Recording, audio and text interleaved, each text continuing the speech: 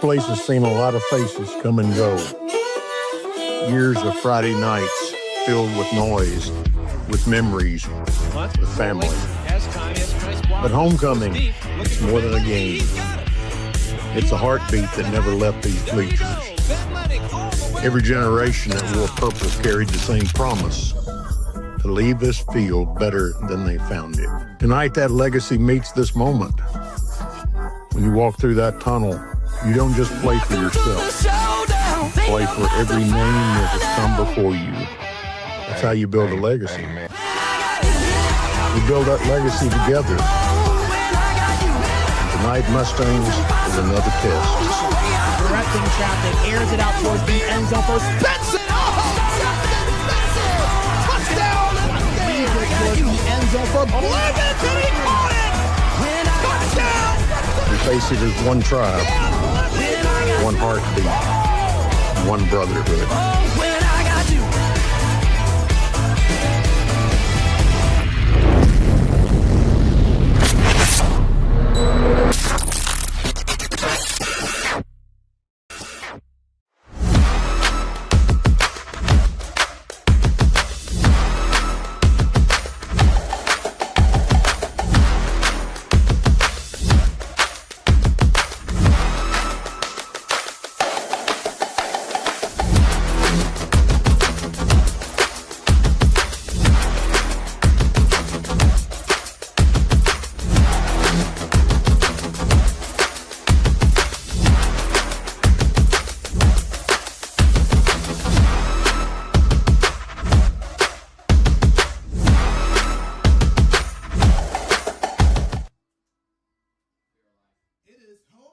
Night on Halloween for Lipscomb Academy as the Mustangs get set for the final game of the regular season and look to build up some momentum before their quest to the state championship begins. To do that, though, they'll have to take down one of the toughest teams that Tennessee has to offer, the Brentwood Academy Eagles, who look to put the final touches of an undefeated regular season with a chance to potentially clinch a region title as well. So grab a seat and maybe some candy stew as well, as we get set for a showdown between two of the top programs in the state, Lipscomb Academy versus Brentwood Academy, and we have it all for you right here live on the Lipscomb Academy Football YouTube channel. We welcome you in from the Reese Smith Athletic Complex here in Nashville. We thank you all for spending your Halloween night with us. My name is Brandon Bigsby, my broadcast partner alongside me, Matthew Rochford. Matthew, the Mustangs coming in 3-6. Playoff implications potentially tonight if they get a win and a little bit of help around them. Potentially lock up the West region, but even if they don't, we know the Mustangs will be back on this field next week hosting the playoff game. It's just a matter of who and when. That's right. You know, not the end of the world if they can't pull off a win tonight, but obviously I certainly think that they can win this. I think that it will really come down to how they establish themselves at the beginning of this game. Throughout the past few weeks, we've seen them have slower starts here and there, and really that gives the other team an opportunity to show, you know, we feel confident. We feel like we're in control. I think if the Mustangs can put their foot down here, they're going to be having a pretty fun time tonight. You go back to last week, we were on the call for this game, a loss to Bragg-Crest Christian here at home, and some of those things you mentioned, it was a 34-13 game, but the margins felt a lot thinner than what we saw on the final scoreboard. A couple of costly turnovers, a few big plays for Bragg-Crest. Really the difference in this one, what do you feel like the Mustangs are going to look to do tonight here to bounce back against an arguably even tougher opponent with the Eagles on the other side? I'd say the two biggest things are turnovers and defense. You know, their offense showed some resiliency last week along with their defense, but the turnovers just kept bouncing into Bragg-Crest's hands. And that really just seemed a couple times to just be luck, and it just wasn't there for the Mustangs. They couldn't do a ton with that. Just about every pass last week made contact with one of their receivers. Yeah, 5 turnovers a week ago. 3 of those were the interceptions that were tip passes, and then they had another one that was just on a mishandled handoff between the quarterback and running back. You turn things over to the other side now. Brentwood Academy, we mentioned it during the open. They come in an undefeated record, 8-0, dominant win over Father Ryan last week, knocking off the Irish 49-7 on the road. A win tonight would not only clinch the West Region title for them, but it'll also mark the Eagles' first undefeated regular season since 2020. Matthew, this team is talented on every phase of the ball, and they have been dominating everyone that they have seen across so far. They certainly have. And, you know, they have an amazing defense that somehow manages to only let up about 12 points per game. So tonight I believe the Mustangs will be looking to find any opportunity they can to get past that Brentwood Academy defense and really conjure up some maybe trick plays tonight.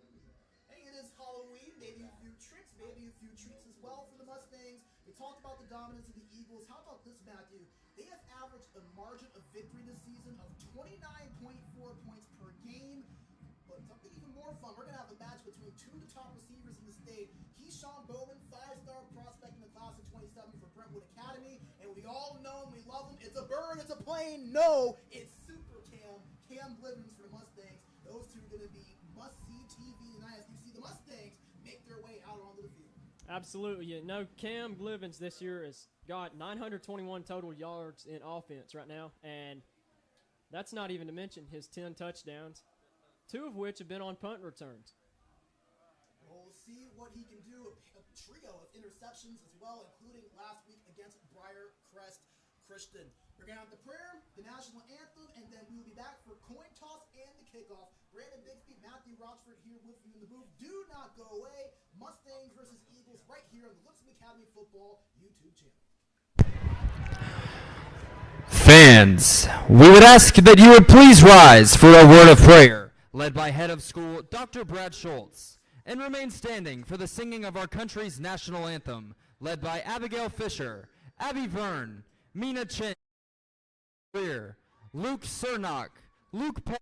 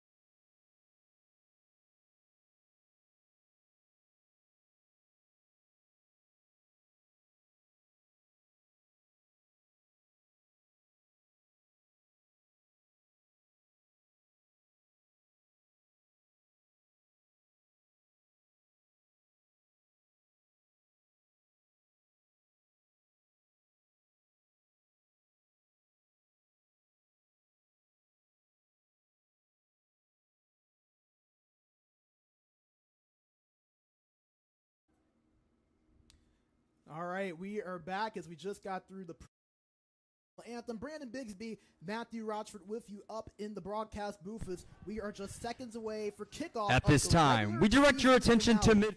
Between Lipscomb Academy and Brentwood Academy, you see the captains for both sides coming on out to the field for the coin toss. The captains tonight for the Mustangs, Trip Naiman, you see number 19 to your left, J.C. White, the starting quarterback and captain in the middle, and to his right, Cam Blivens, number 7, the senior wideout / defensive back. Matthew, we're just moments away from tip-off here, or excuse me, from kickoff here. What do you feel like is going to be the key here for the Mustangs to get this done tonight, to get that win, to go into the playoffs, having that momentum? What do you feel like this Lipscomb Academy team is going to have to do? This Mustang team needs to just start out with their foot down and show BA, we're not here to flinch tonight. We're gonna spook you, if you will. You know, it's Halloween. But I think that the key is Lipscomb's defense.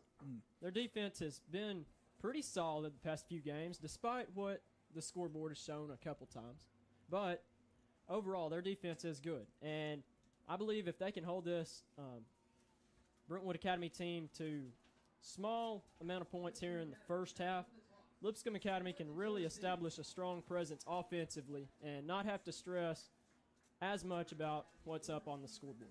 You mentioned that Brentwood Academy offense. They average 39.2 points per game. It's a team that runs a pro-style offense as well, so you're going to see a nice balance between the run game and the pass game throughout tonight. The Mustangs won the toss and elect to receive, so we will see J.C. White in that Lipscomb Academy offense to start things out tonight. And we've seen this Mustangs offense get some sparks, get some flashes, but the big question, Matthew, can they get those consistent drives going? It feels like they'll get into enemy territory, get past midfield, but it hasn't always led to points for this team. Can they find the solution to some of those woes here tonight? Yeah, you're exactly right. They always seem to be able to get past midfield. Not huge problems with that. But once they get around that 25-yard line, it just seems like it starts to stall a little bit. And that has ultimately came down to turnovers recently. You know, last week there were just some odd turnovers that just could have gone either way, and they just somehow bounced into the opposing team's hands. As we just saw, Brentwood Academy made their introduction onto the field. As see the Mustangs, they're already ready to get things kicked off and underway as the Eagles now get their special teams unit out to do the honors. Back to return for the Mustangs. Aaron Younger, as well as Trip Naiman.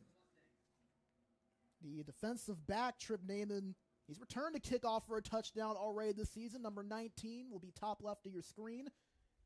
Was able to do that earlier on in the season versus MUS in the win in Memphis, Tennessee a few weeks ago.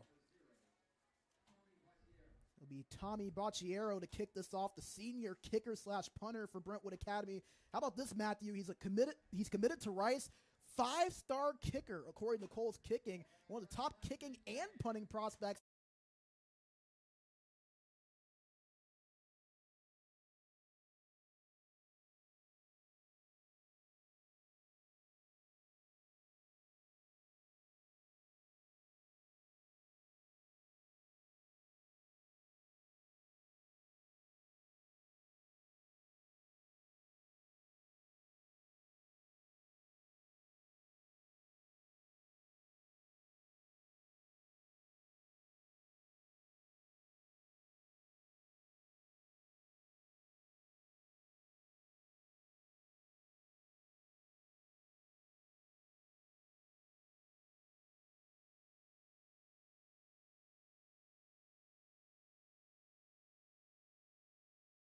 And ultimately, I think that comes down to how are you going to stay grounded? You know, when you see that ball coming at you and you see the defense just flying toward you, what are you going to do? White so far this season, over 2,200 yards, 17 touchdowns, and 10 interceptions. Also is completing 56% of his passes as a quick flag on the first play of the game. Thrown over towards that left sideline, and usually that is not a good sign for the offense when it's before the snap, and it will be a false start called against Lipscomb Academy. Braden, tonight, are there any particular Brentwood Academy players that you would be looking out for in particular? Gosh, I mean, on the defensive side of the ball, I think it has got to be one of their linebackers, one of the leading tacklers on this team. So we'll get back to that in a second. J.C. White back to throw after the fake handoff under duress, and he's dumped in the backfield. And that just goes to show how quick that Eagle defense can strike. That was Jamison Humphreys, the sophomore, who wrapped them up. Second down and 25 coming up now after the penalty and then the sack to follow it. Matt, you were mentioning somebody to look out for on the defensive side of the ball. This is a team that has a lot of guys you could talk about. Obviously, Jamison Matthews making his presence known early. I'm going to get the safety / linebacker, Kenneth Simon II. He's a 4-star, somebody that has been highly recruited from the likes of Tennessee, Ole Miss, Alabama. Has 20 tackles so far this season, 11.5 tackles for loss as well. You'll see him number 10 on your screen in white as a flag thrown. And it looks like the Mustangs are going to be pushed back even further. So a delay of game call against Lipscomb Academy. And I cannot imagine that Jamie Graham and company imagine their game starting off like this. Certainly not. And, of course, this Eagles defense, they have only allowed about 4.5 yards per carry this season. Second down forever. It's a handoff to Blivens, and it's going to be a safety. So Brentwood Academy, with the statement of all statements, a safety going to be called. A little bit of jawing, a little back and forth going on in the end zone right now as the officials separate both sides. These are two teams that have had some spice between them in the past. So don't be surprised if you see a little bit of chippiness after the play here and there. But nevertheless, the Eagles, they draw first blood, and they do it on defense. A safety to give themselves a 2-0 lead.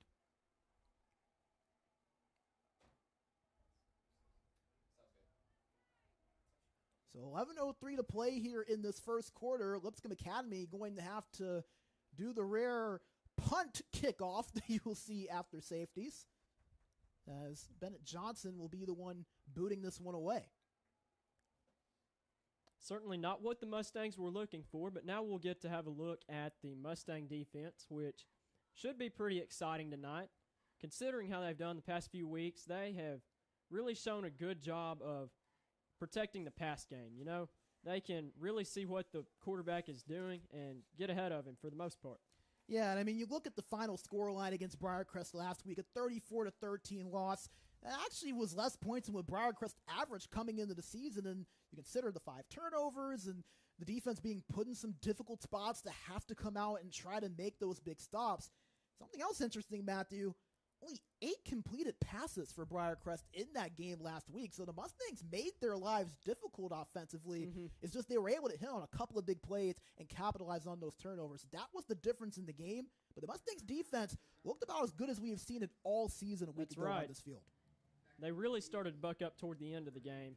Gave the Mustangs a little bit of hope. So Brentwood Academy set to receive this kickoff after the safety, as Bennett Johnson will kick this one off and away. It will go out of bounds nearly. Actually, no, it's not, as it's picked up by Kenneth Simon II, who has some room up the right side. Simon past the 50 as he's pushed out of bounds and tackled by Jackson Spencer, the sophomore wide receiver. So Brentwood Academy will get their first offensive possession of the game in enemy territory, as we will see the quarterback, Cruz Jenkins, come out. The starting quarterback for the Eagles has been nothing short of spectacular so far this season for this Brentwood Academy offense. Obviously replacing George McIntyre, the four-star quarterback, now over in Rocky Top. Jenkins, however, has not skipped a beat for this offense.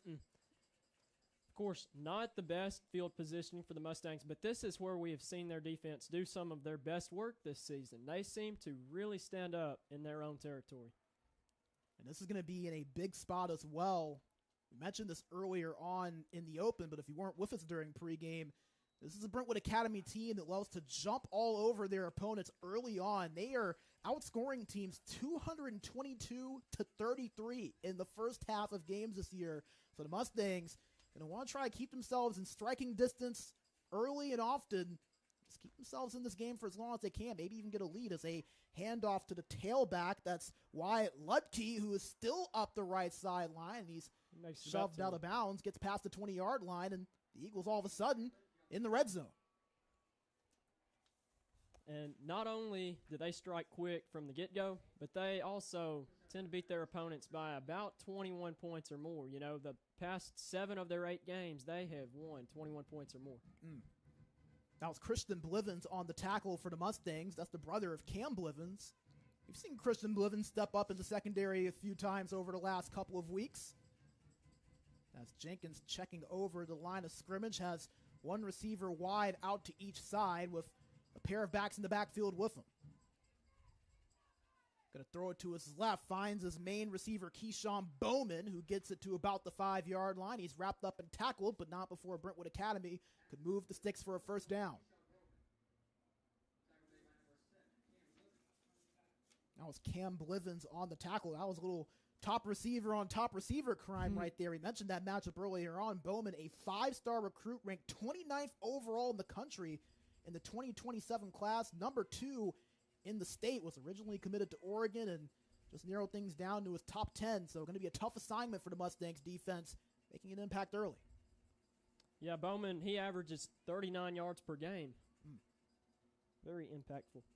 Jenkins hands it off. That's to the tailback, Larry Sanders, the second, who's trying to push his way towards the end zone. He's going to be a bit short, however. Second down and goal now coming up. They'll officially mark it at about the 2, maybe 1.5 yard line. 9:45 to play. Brentwood Academy was able to get points on the board with a safety on just the 3rd play of the game. Really second if you don't count the false start penalty to begin that Mustangs drive. And now they are knocking on the door of the end zone. Second down and goal coming up from the 1. Jumbo package here for the Eagles. Jenkins under center. Hands it off. They're actually not going to keep it. Throws it back in the end zone, but it's a little bit short of his intended target. That was Braden Marks, the senior, who he had the back right end zone, but could not find him. 3rd down now upcoming. Yeah, it was a little too short for Braden Marks, and it was a little bit too long for the fella in front of him. Give Brentwood Academy some credit. There was a lot of disguise there with that jumbo package. Even had me fooled that they were going to run the ball, but decided to air it out. Too. I was expecting a little tush-push action right there. I'm sure Nick Sirianni would be somewhere smiling watching that unfold. 3rd down coming up. 3rd and goal from the 1-yard line. This time it will be a handoff to Sanders. The second, he pushes his way past the marker. Touchdown, Brentwood Academy. Larry Sanders the second, the junior tailback, with his 16th rushing score of the season. And Brentwood Academy able to capitalize on that safety. And an extra point here will give them a 2-possession lead. 8-0 now your score.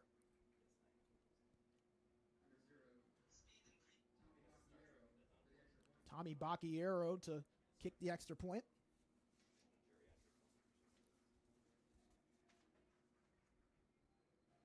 Clean hold, and he boots that one through. But it looks like a flag going to be called before the snap. And it's going to be a false start called against the Eagles. Not often you see a false start called on an extra point penalty, an extra point play. No, that is not very usual. That will push them back a little bit. Yeah, so tack off the 1, and Bacchiero will have to try it again.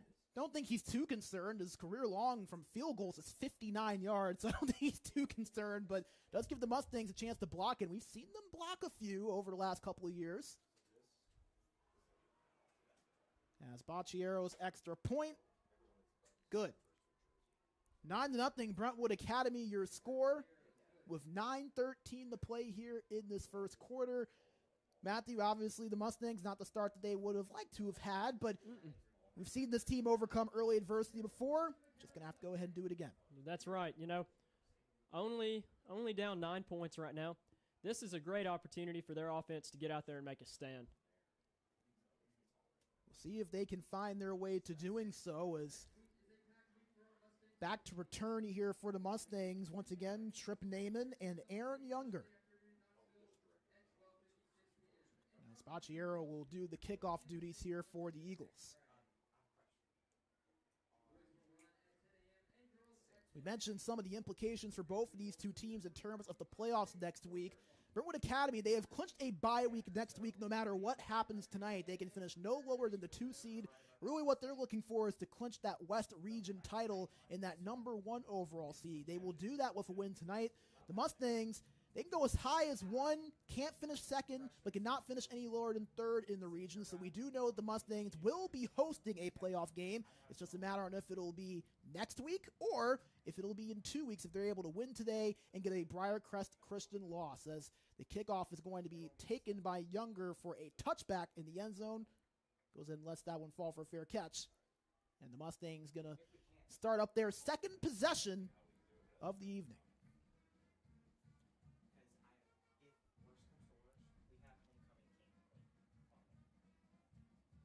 Of course, the Mustangs probably looking here to get their ground game going. That last time, BA kept getting past the line of scrimmage and really blowing up anything the Mustangs kind of came up with. But hopefully the Mustangs will be able to get that ground game going so that they can get the pass game too.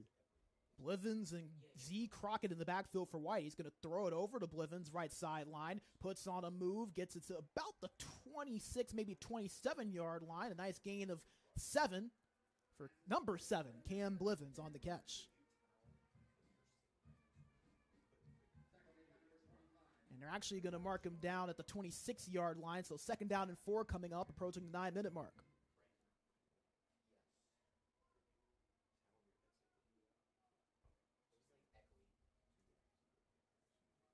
Second and 4, Lincoln Higginbotham now in the backfield with J.C. White to his right. White to throw. Goes middle of the field to Higginbotham. He's able to go up and grab that, gets the first down, and the Mustangs for the first time tonight will move the sticks. We're seeing a little bit of resiliency going on with the offense right now. Hopefully they can keep this up. Not super huge gains each play, which may be part of their strategy to kind of get this game going. You saw Higginbotham there on the catch. We've seen him take a lot more of the tailback reps over the last couple of weeks. Z Crockett having to rotate some linebacker. Manoa Crockett out with an injury. As it is not J.C. White taking the snap, it's Cam Blivens. Direct snap to him. He's going to take off and run with it. He is met right at around the line of scrimmage and is tackled at the 32-yard line. So no gain on that direct snap play to Blivens. And it looks like they actually are going to give him a yard there. So nice job for Blivens to fight even to get anything on that play. 2nd down and 9 coming up from Mustangs 33.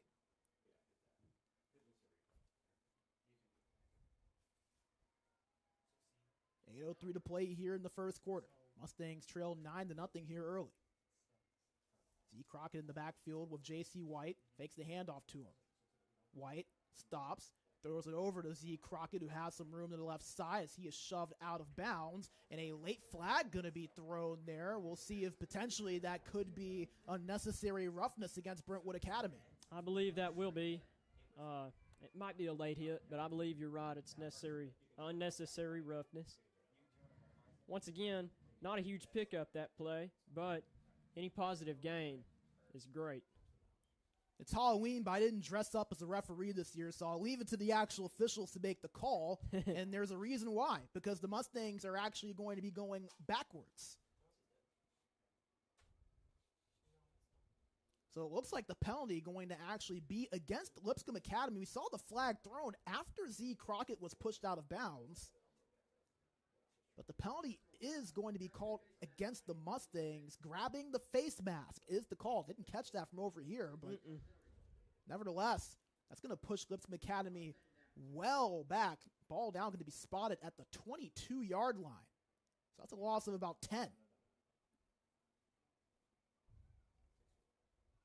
And this drive is ticked about 1.5 minutes off the clock.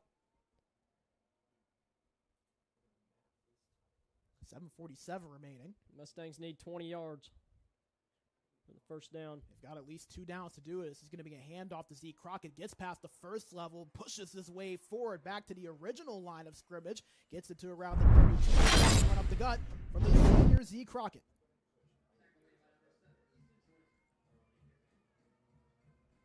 As you get a look at the replay here. Great job on the line, making all the blocks to kind of open up that space. Z to get the momentum going. So a nice gain for Z Crockett. We mentioned didn't get a whole lot of the snaps at tailback last week due to having to take a lot of those on the defensive side of the ball. Just 1 carry a week ago against Briarcrest. But a big one there. 12-yard gain makes it third and manageable, 8 yards to the line to gain for the Mustangs. White back to throw. Has some time, flushes out to his right. Under pressure now, White looking downfield, going to take off and run as he goes down to the ground out of bounds, but short of the sticks for a first. As I think I know what the Mustangs faithful want, the student section down there is chanting, "Go for it." Jamie Graham will not oblige, however, as Tyler Guinness will come out to punt this one away. I don't blame them. They want to see a little excitement. See him roll the dice early on. It is Halloween, however, a little bit of after excitement all. here on this holiday, but I think this is the smart play right here. It's not late in the game. You want to be safe with it. Give the defense an opportunity. So Tyler Guinness boots this one away. Back to return it is number 8 for Brentwood Academy, Wyatt Lutke. Has some room up the right side, avoids a few tacklers, and Lutke's up the right sideline. Lutke on the move, chased down by Trip Naiman, and is finally met at the 16-yard line. A huge return for the Eagles. The junior tailback Wyatt Lutke makes the play. And the Eagles are set up beautifully to kick off their second drive. They're already in the red zone to start this one out.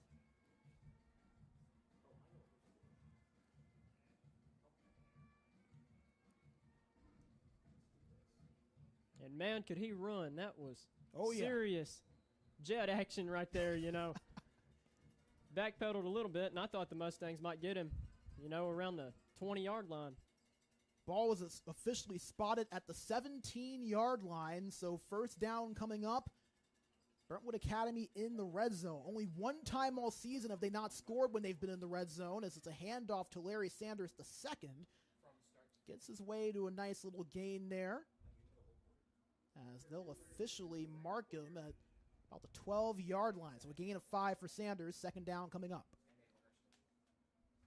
We talked about Larry Sanders earlier. So far this season, over 1,000 yards rushing, averaging just under 8 yards per carry so far this season. He has been a workhorse in that backfield for the Eagles, and you're seeing flashes of it early. Got the opening touchdown as well. 2nd and 5.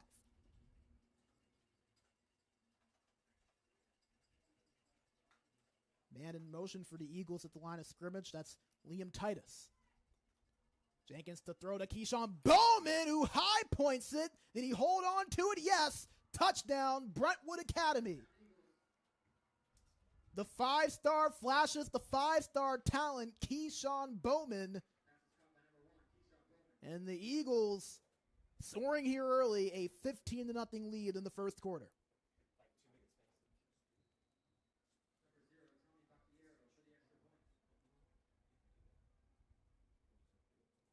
So Tommy Bacchiero will come out to kick the extra point.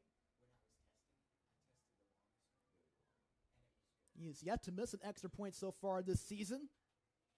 High snap and a great hold, and Bacchiero will remain perfect. 16-0 now the score in favor of Brentwood Academy. 5:46 to play in quarter number 1. Matthew, the Mustangs trying to find their rhythm here a little bit. Offense had the safety earlier on. We're stopped on a 3-and-out. Brentwood Academy, as they have done to so many teams all season long, taking advantage and turning it into points on the scoreboard. That's right. And this past drive that the Mustangs had, it looked like they had finally gotten some traction, and then the penalty seemed to be what took their momentum away. I'm sure right now they are definitely looking to reduce anything that will take their momentum away, but hopefully that offense can show some resiliency in their short game and really get going with keeping this Brentwood Academy defense on their heels. Naiman and Younger back to return the kick. That'd be a great law firm, by the way, as Bacchiero set to kick this one off once again for Brentwood Academy. There's the two smart young men back there. They could do it if they wanted to. They certainly could. Certainly could. As those two await the kickoff, as Bacchiero will kick this one deep. Younger all the way in the back of the end zone, just going to call this one for a fair catch, and the Mustangs will get their possession started over on the 20-yard line. Matthew, I'm going to ask you, if you are Jamie Graham in that huddle right now, what are you telling your offense after a bit of a slow start and being in a hole early?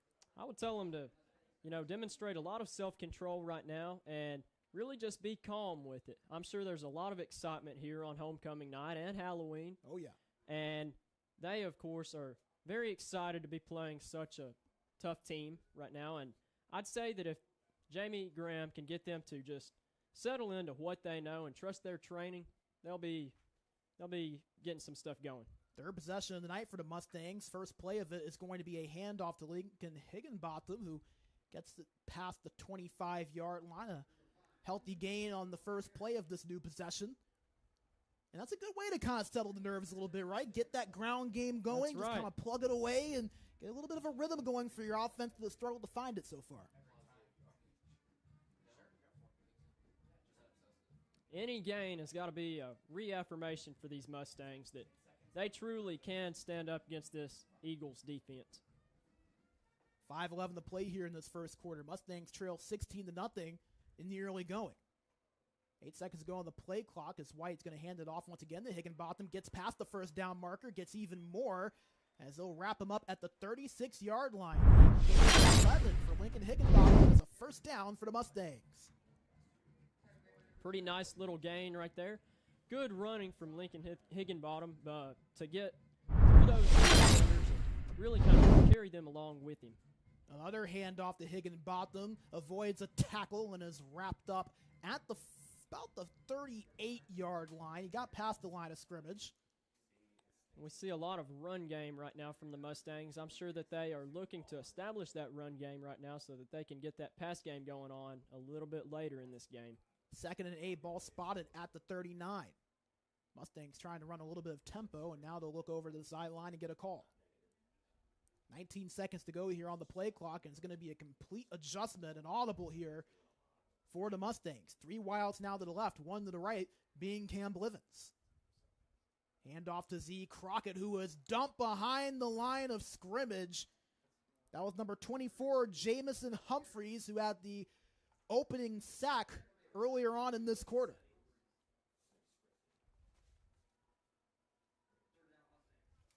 Now I'll make it 3rd down and 11, a loss of 3 on that run to Z Crockett.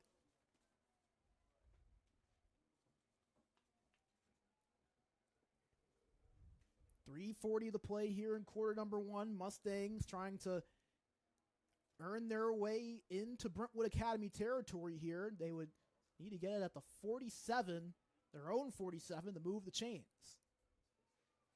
J.C. White back to throw. Has time. We'll just dump this off to Z Crockett. He had nowhere to go. He was stopped by Roman Jennings, the junior linebacker. The Eagles sniffed that out immediately and saw exactly what the Mustangs were doing, unfortunately. We did see that little bit of a pass game right there, but, of course, I believe that they were looking to get a little bit of momentum after that pass, and the Eagles just didn't allow for any time. I was going to ask you on that play, what do you feel about that play call, going with the screen to Z Crockett, needing 11 yards to get to that first down? Do you like the play call, or are you maybe surprised the Mustangs didn't try to push the ball forward a little more as Guinness boots this away on the punt?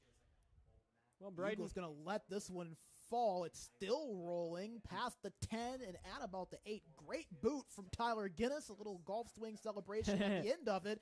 There is a flag on the play, however. I do want you to get to that point here in a moment. Yeah. Once we get that call.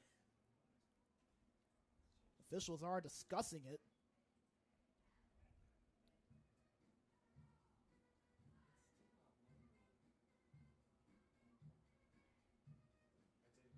It would be a 54-yard punt for Tyler Guinness if it does stand.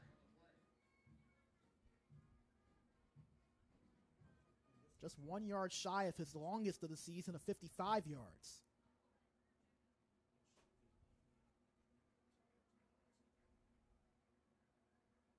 As we get the call. Unnecessary roughness against Brentwood Academy. And that's going to lead to an automatic first down for the Mustangs. A huge break there for Lipscomb Academy. If there is one weakness that this Brentwood Academy team has had this season, it has been their ability to take penalties so far this year. So, you could maybe say that's not too surprising. 60 penalties. They average 68 yards in penalties a game, and it bites them right there. Yeah. Mustangs now in enemy territory. Huge blessing for the Mustangs here, though. Maybe after that last play, they can continue with their momentum here. And, of course, we see a couple yards out of that play. Not a ton going on, but getting a little chippy between the players right now, it looks like. Yeah, that was a gain of 1. J.C. White decided to do a quarterback keeper. Spot him at the 48 officially. Bennett Spillman on the tackle for Brentwood Academy. And Matthew, this feels like something that the Mustangs are going to have to take advantage of. You get a good break with Brentwood Academy having the penalty. You keep your offense out on the field. This is the furthest down the field they've been all night. This feels like a chance that they have to capitalize on and get points. 2nd down and 9 here. White throws it, finds Jackson Spencer for the first down. He's down to 35. First down, Lipscomb Academy. Spencer comes up with a pretty fancy little grab right there. Quick. He hauls it in. Then, that's a nice little pickup for the Mustangs right there. Right there into enemy territory. And Jackson Spencer, he's been a late season riser, just a sophomore, one of those young up-and-coming receivers in this room for the Mustangs so far. 30 catches, 414 yards, and 3 scores this season.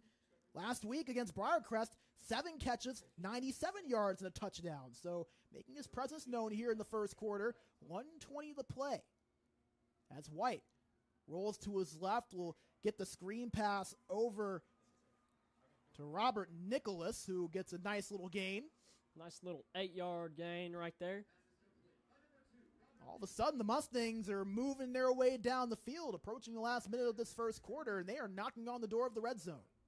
They are. They're starting to expose some of these weaknesses in the Eagles' defense, which seems to be in the short game, which they tried to establish a little bit earlier on. But, of course, now the Mustangs seem to have a little bit of traction. Ball spotted at the 26-yard line, 2nd down and 3 here. Higginbotham to the right of J.C. White in the backfield. He takes the handoff, gets the first down and more, past the 20 and down and around the 19-yard line. Like Higginbotham making his play in this game, and that's another Mustangs first down.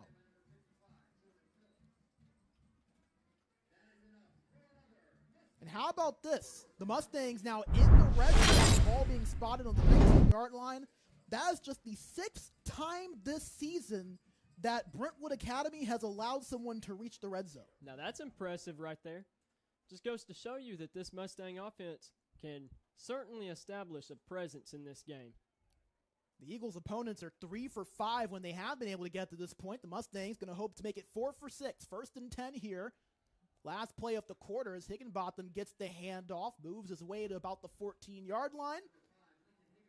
And the clock will hit triple zeros, and that will do it for quarter number 1. The Mustangs down 16-0, but they are marching down the field after a big penalty on the punt and are knocking on the door of the end zone.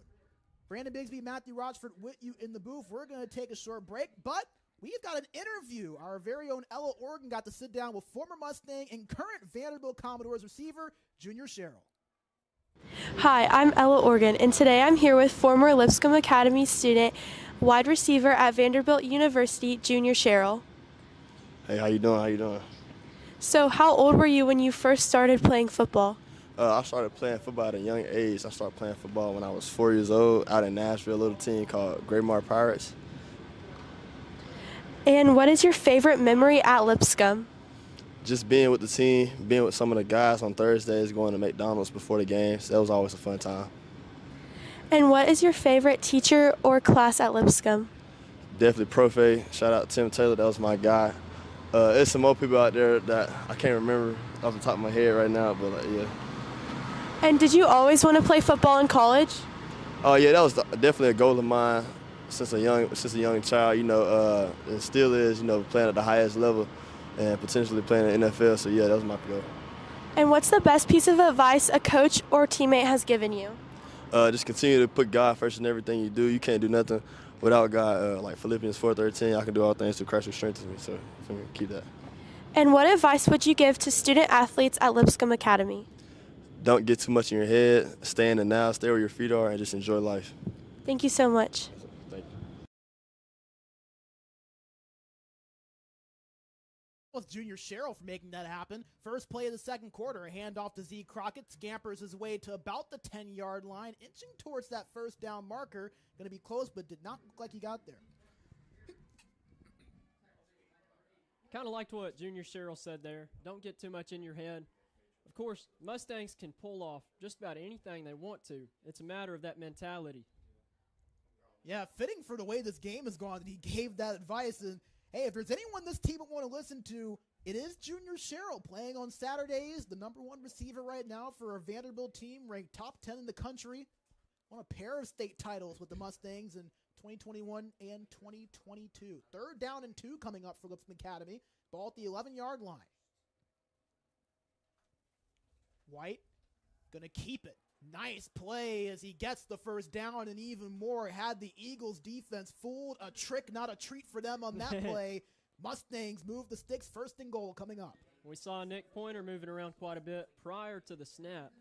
I'd say Brentwood Academy was expecting something a little bit different than a J.C. White carry right there. Yeah, you also had Z Crockett back there to account for, and we've seen them establish that run game with the halfbacks. Opens it up for J.C. White there on that play. That's right.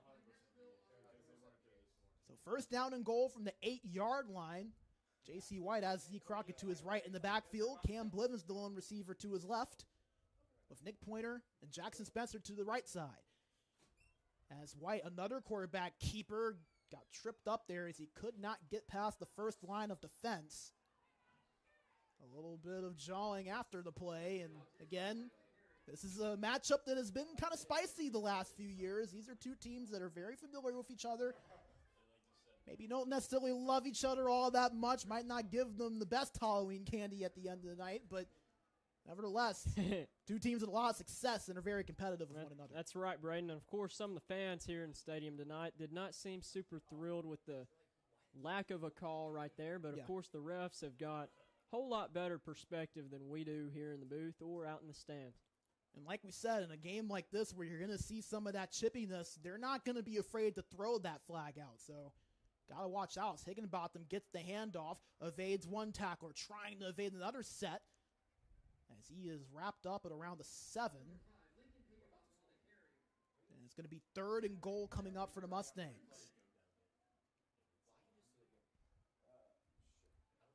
9:50 to play here in the second quarter. Lipscomb Academy just outside of the end zone. They're right on the doorstep. Can they walk through the door?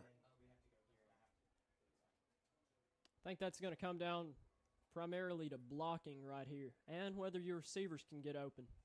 3 wide out set to the left. Higginbotham going to go in motion to join him, as it's Blivens who gets the direct snap, but official is going to wave it off, and it looks like a timeout going to be called by Paul Wade in Brentwood Academy. They must have not liked what they saw right there. And let's just acknowledge how long this Mustangs drive has taken. This has took quite a bit of time off the clock here, I believe about 8 minutes. And obviously they are working their way downfield, and it's just always tough when you get right here on the doorstep of the end zone and try to make these short gains happen. Yeah, that's a great point, Matthew, especially when you consider the fact that the Mustangs received to start this half, but their drive only lasted 2 plays. It was false start, sack, safety for the Mustangs. So really, Lipscomb Academy's defense has been out on the field for most of that first quarter. Their second drive was 3 and out. So they've been able to kind of sit on that sideline when you add the long drive with the break between the first and second quarter.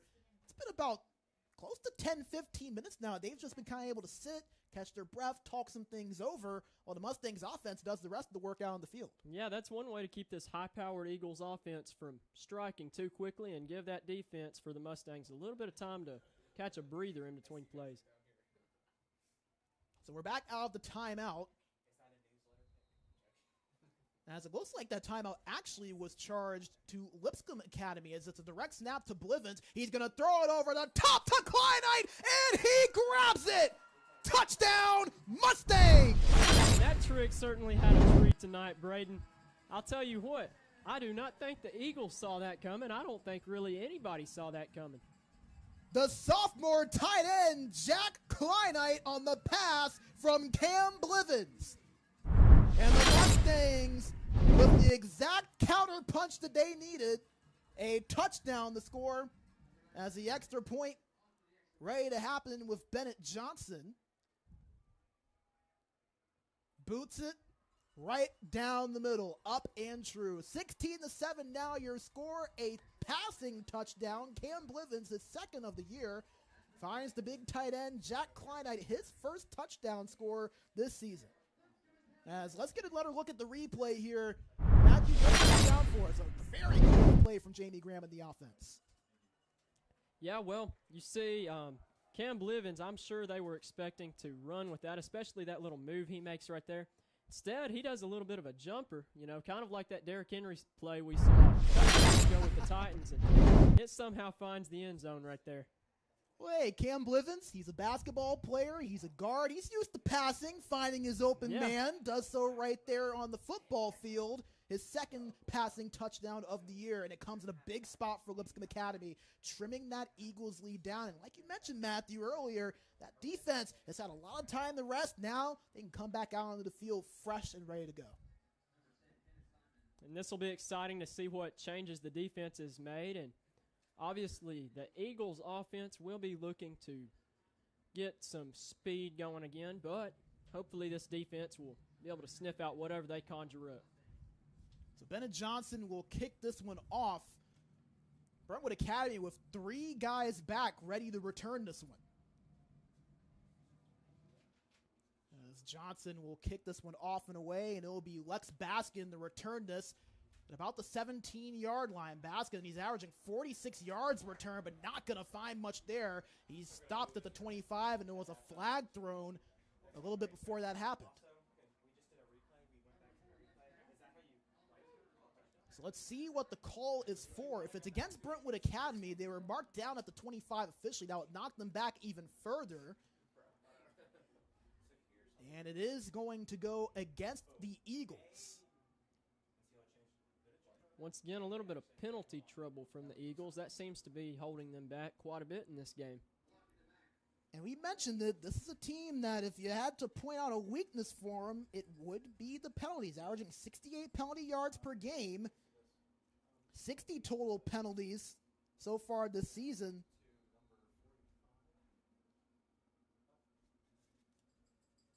And they're going to be pushed all the way back to the 10-yard line. So backs against the wall for Brentwood Academy. We'll see if the Mustangs defense can take advantage. 9:17 to play here in the second quarter. Jenkins back to throw, has time, airing it out. It's up in the air, and it's grabbed by Keyshawn Bowman. And what a grab right there. I thought that looked like it might be an interception, and somehow he comes down with it. Blivens was tracking that down, and then all of a sudden, Keyshawn Bowman comes in out of nowhere and makes the play. So a first down for Brentwood Academy. Cruz Jenkins getting away with one right there, but if you got a 5-star receiver, sometimes he can bail you out. He does right there on that play, a gain of 22. Yeah, there were about four defenders all around him. So 1st and 10 now from the 32-yard line. Pistol formation here for the Eagles. Handoff to Larry Sanders, the second. Goes up the left side, has room. A flag thrown behind the play. Sanders past the 50. Another flag thrown over into the Mustang side of the field. So we'll see whether or not this play stands. The first one was behind the line of scrimmage, so that typically is not a good sign for the offense. Yeah, not sure about the second one, though. That was a little bit upfield. That's right. Yeah, this might be coming back. Hopefully these flags will not offset. Yeah, that's a good point, because if they do offset, then you would just replay the down and there wouldn't be any yardage affected. And it's going to be a holding call on the Eagles. It looked like a pair of holding calls, actually. We didn't get a second penalty announced, so 2 of the same penalty. And once again, we see some of these penalty problems with the Eagles. And now it's seeming to be particularly problematic for their offense. And again, they haven't been out on the field in about 15 minutes, so that momentum that they had earlier has died off a little bit. And, of course, temperature's been going down quite a bit. That Eagles offense probably sat there on the sideline getting a little bit chilly. Yeah, you mentioned the weather. We're hitting that time of the year, Halloween. You see the leaves changing. That means the temperature gets a little bit cooler. 52 degrees right now in Nashville. Winds at about 3 miles an hour. As it will be first down and 20 from the 22-yard line. So Brentwood Academy backed up here. Lipscomb the man in motion, and that play is going to be called dead before they even get it off. A false start more than likely upcoming. And that is exactly what it is.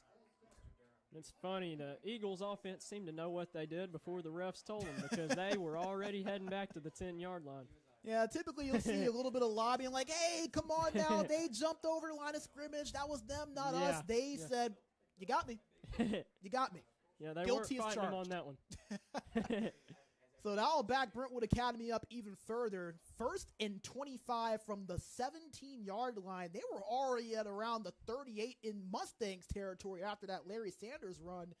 Now they're getting closer and closer to their own end zone here.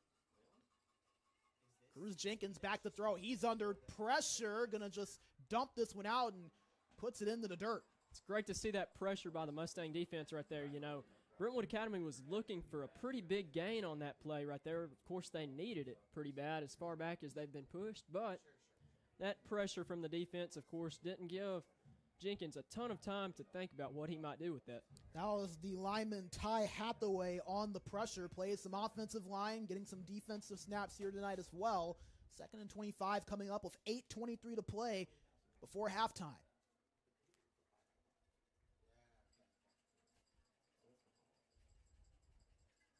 Two wideouts to the right side here for Brentwood Academy.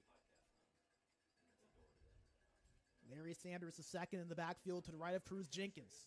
Jenkins going to hand it off to Sanders, and he's met and brought down. No chance on that play.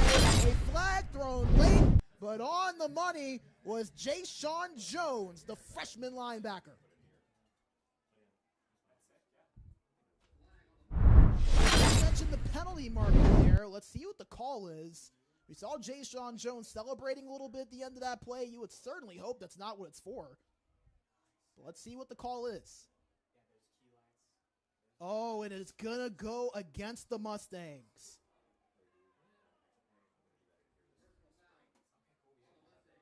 A personal foul against Lipscomb Academy.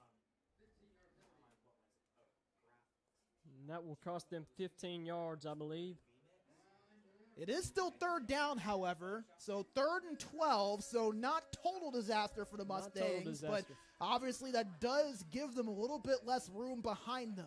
And that negates a great play by Mr. Jones, the freshman. The young man making an impact. 3rd and 12 coming up from the 30.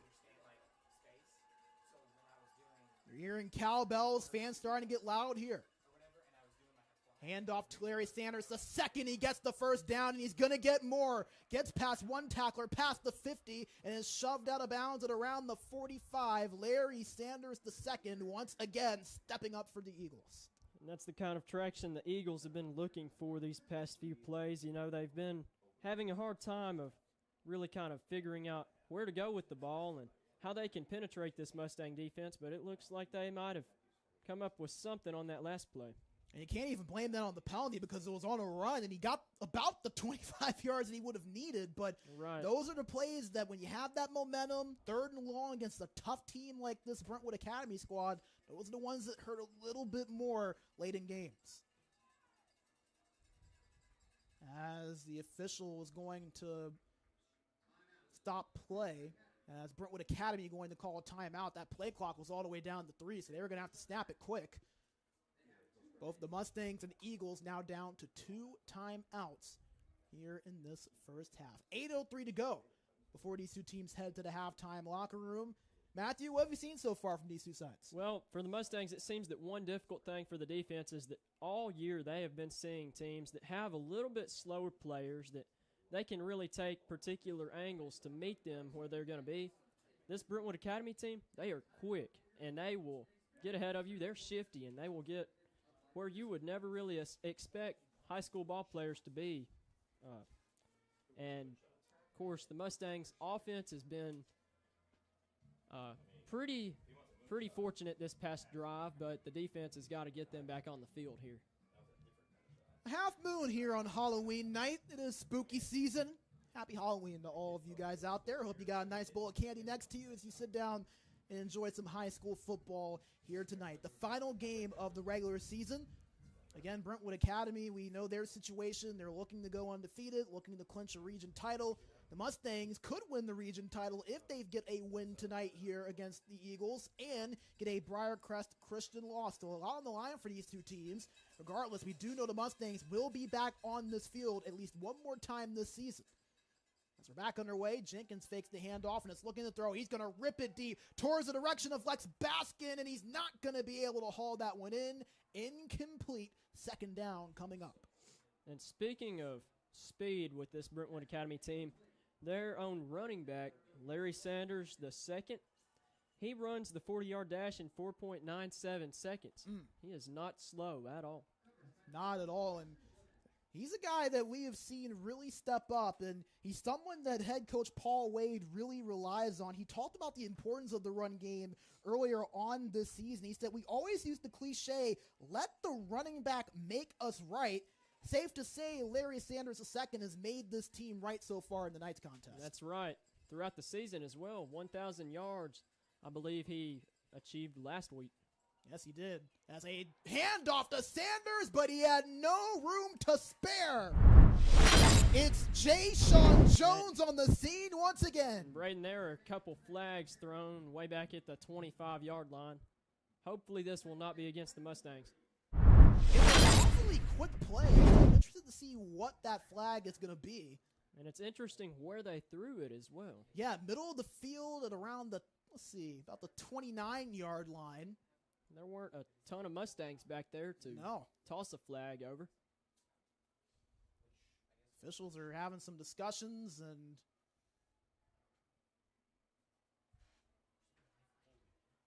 holding. Looks like there's a penalty on both sides. So offsetting penalties, holding on both teams. So interesting. That is two strange. really quick holding calls for a play that lasted about 4 seconds. That was mighty quick and strange for it to be where it was also. So a 3rd down and 10 coming up here. Brentwood Academy converted on 3rd and 12 earlier on this drive. They converted on over 50% of their 3rd downs coming into tonight. 27 for 52. 2 wide out look to the left side. Watch out for Keyshawn Bowman. Closest receiver left side of your screen. Jenkins back to throw. He's going to air this one out. Cannot find his target. Incomplete intended for Larry Sanders II. And that was a little short. You know, his receiver was ahead of the defender, and that's a fortunate drop for the Mustangs.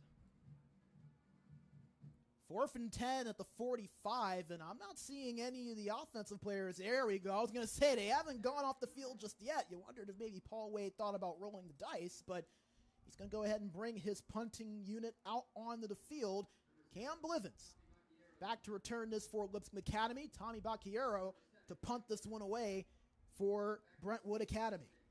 I'm not too surprised to see them roll their special teams unit out right here. Of course, they don't seem to be quite as comfortable in this part of the field as they are. Nearly blocked there. Just got that one off.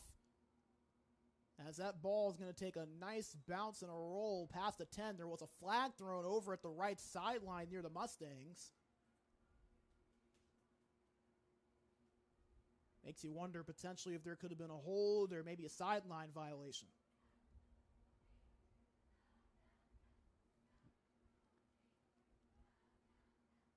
And it is a sideline violation on the Mustangs. So no harm, no foul in terms of the penalty. 1st down, Lipscomb Academy. They will start this drive out on the 7. And all of a sudden, Matthew, Lipscomb Academy getting some momentum going on their side. Right. They had the touchdown on their last offensive possession. They were able to get the Eagles offense off of the field in rather quick order, and starting to maybe feel something, a shift of momentum. Yes, the sir. Mustangs can capitalize here. Yeah, earlier, before the game actually started, we talked about the defense and how they would respond to this high-powered Eagles offense, and we just saw 2 pretty good stands by the defense, one of which, let's see. As it's a pitch to Higginbotham, didn't have a whole lot of room. He swallowed up after a gain of maybe about 1 or 2. We'll see where they officially spot it. Once again, it's nice to see that defense give this offense some more opportunities to be on the field. They'll say it's a gain of 2. So 2nd and 8 coming up. Jordan Phillips, the junior defensive lineman, on the tackle for Brentwood Academy.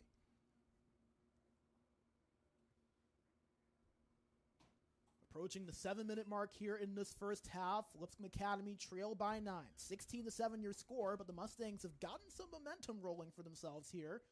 Scored on their last offensive possession, a passing touchdown from Cam Blivens to Kleinite. As a high snap taken by White, going to throw this one tipped up in the air. Falls harmlessly to the ground. I'm sure J.C. White had some flashbacks to last week seeing that one. I'm sure a huge sigh of relief that one just dropped straight to the ground right after the deflection. Jackson Spencer was the intended target on that pass play. 3rd down and 8 now. Upcoming for the Mustangs.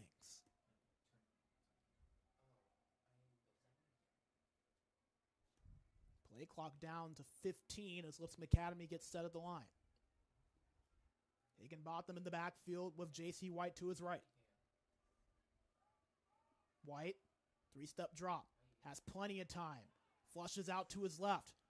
White on the move. Looking downfield. Just going to take off and run. He lost the football, but it rolls out of bounds. It's fortunate that went out of bounds. That would be a difficult spot to turn the ball over right here. And we saw that happen last week at about the same part of the field. 3rd down, it was a throw that was dropped, tipped up in the air, led to an interception, and Briarcrest ended up getting it at the 15, led to a touchdown. The Mustangs were only down by about 2 possessions at that point, and that play was pretty much the nail in the coffin. So turnovers at that part of the field are backbreakers. Fortunate break there for J.C. White. Absolutely.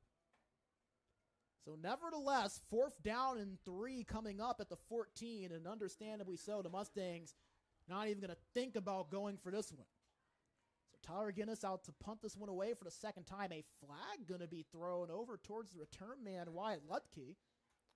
We've seen quite a few as the play clock hits 0. That will back the Mustangs up a little bit.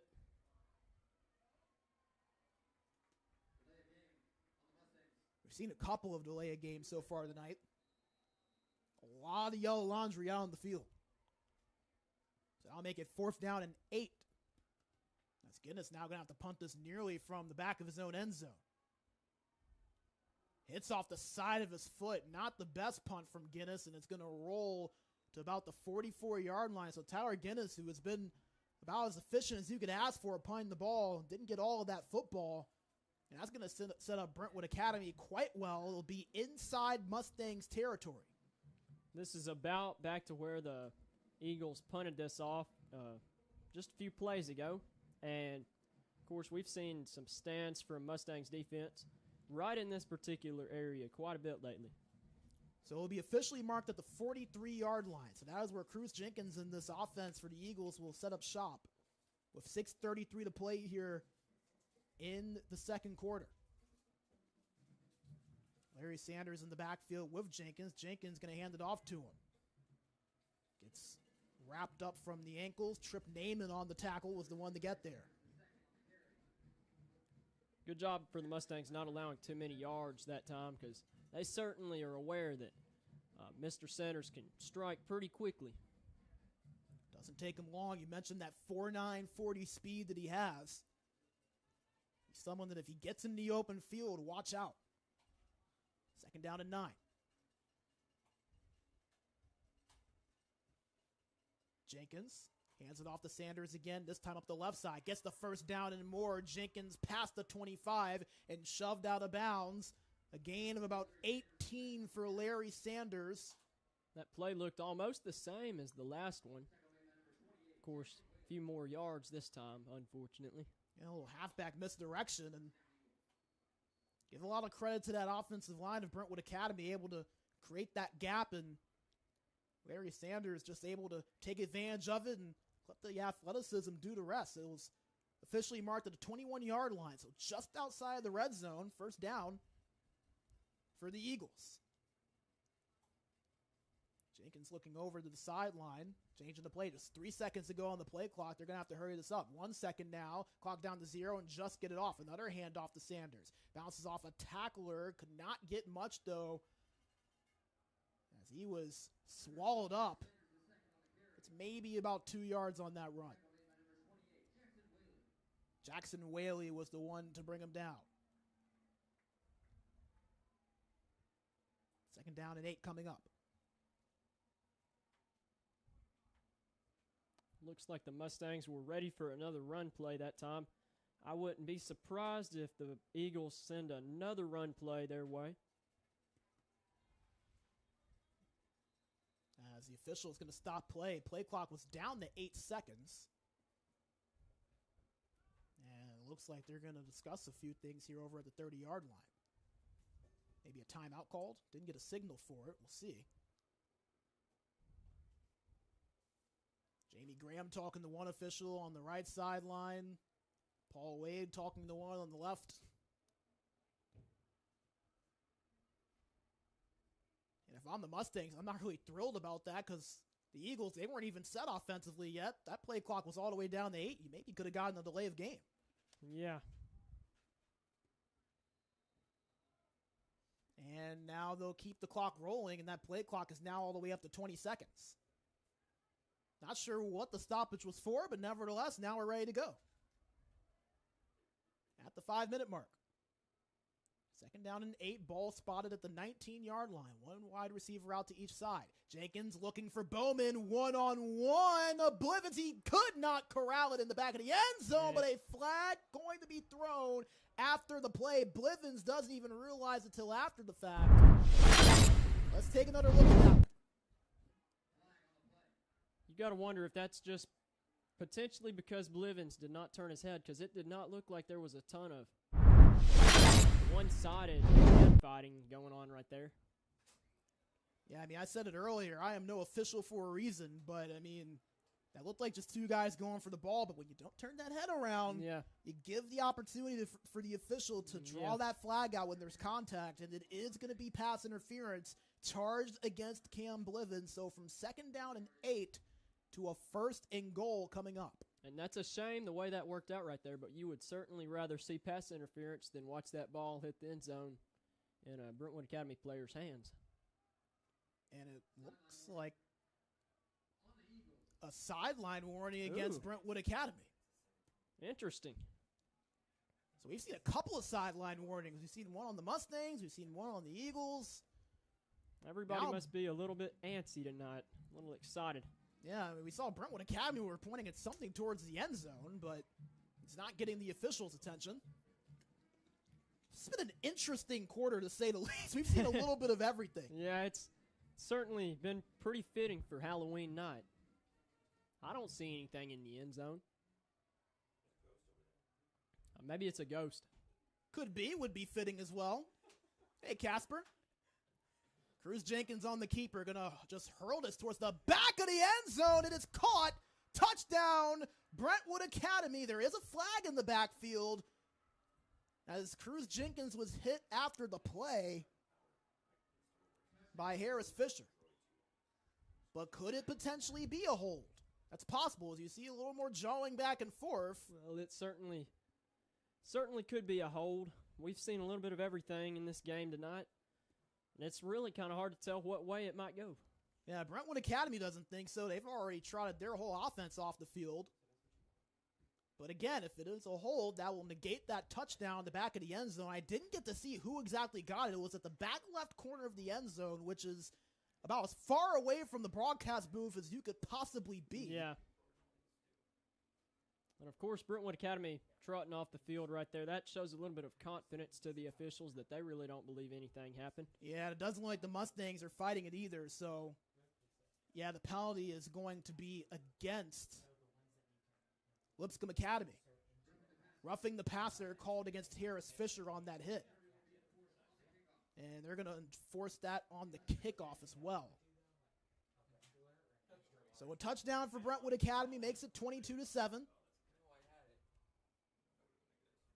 As Bacchiero will get set to kick this extra point.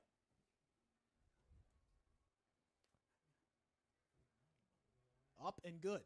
And that's too bad about that penalty there, because as a Mustang defense, you certainly want to show the Eagles that you will bring quite a bit of pressure to that pocket if you don't get the ball off a little bit more quickly. Yeah, it would have made it a third down coming up as well. So a few reasons there that the Mustangs not going to be thrilled that that call went the way it did, especially since it was pretty borderline. I was 50-50, a lot of hand fighting. If you're a traditional football fan, you like more of the old physical brand of football, you're going to say, hey, that's not a foul. Yeah. But if you're one of these new age offensive guys, you're saying throw that yellow flag every single time.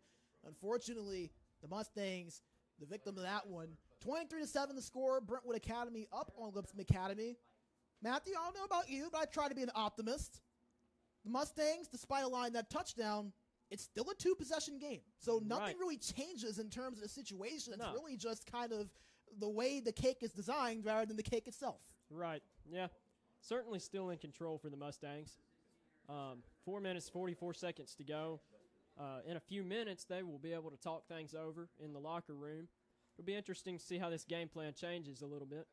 I'm sure that they will try to get a little bit of that ground game going a little bit more. They've seen some success with that throughout the game. And, of course, the defense has overall been doing their job, but the penalties on both ends of the ball for the Eagles and Mustangs seem to be haunting these teams a little bit. Yeah, we've seen a lot of flags thrown on really both of these two teams. If you go back to that touchdown drive the Mustangs had, they got that opportunity because of a penalty on the punt that kept the drive alive. This is going to be a kind of squib onside kick attempt from Brentwood Academy. It just goes straight out of bounds. Another flag. Yeah, like I said, we've seen everything tonight. We've seen sideline warnings. We've seen two hold calls in one play that was 3 seconds long. We've seen about all you can so far in this half. But that's a big win for the Mustangs because that's going to go ahead and push them forward here pretty far. Yeah, Brady. We'll see where the spot really is, but it's going to get them to about at least the 35, I'd imagine. And you're not kidding. We really have seen everything tonight. I mean, there's even an inflatable T-Rex down on the other side of the end zone. Yeah, I'm looking down at the student section. You had to figure there were going to be some Halloween costumes on Halloween night, right? Homecoming, final regular season home game. I see 2 bananas. I saw 2 minions earlier as well. We've got all of the costumes here. A shout out to the Stable Gang getting creative here for Halloween night. And it certainly seems to have brought the excitement with the student section because we have heard them quite a bit tonight. Yeah, nice crowd here for this one as well. So the ball officially spotted at the 33. That is where J.C. White and the Mustangs offense will start out. It's going to be a handoff to Z Crockett. He bobbled it a little bit, was able to settle it, however. Gets a gain of about 2 on the play.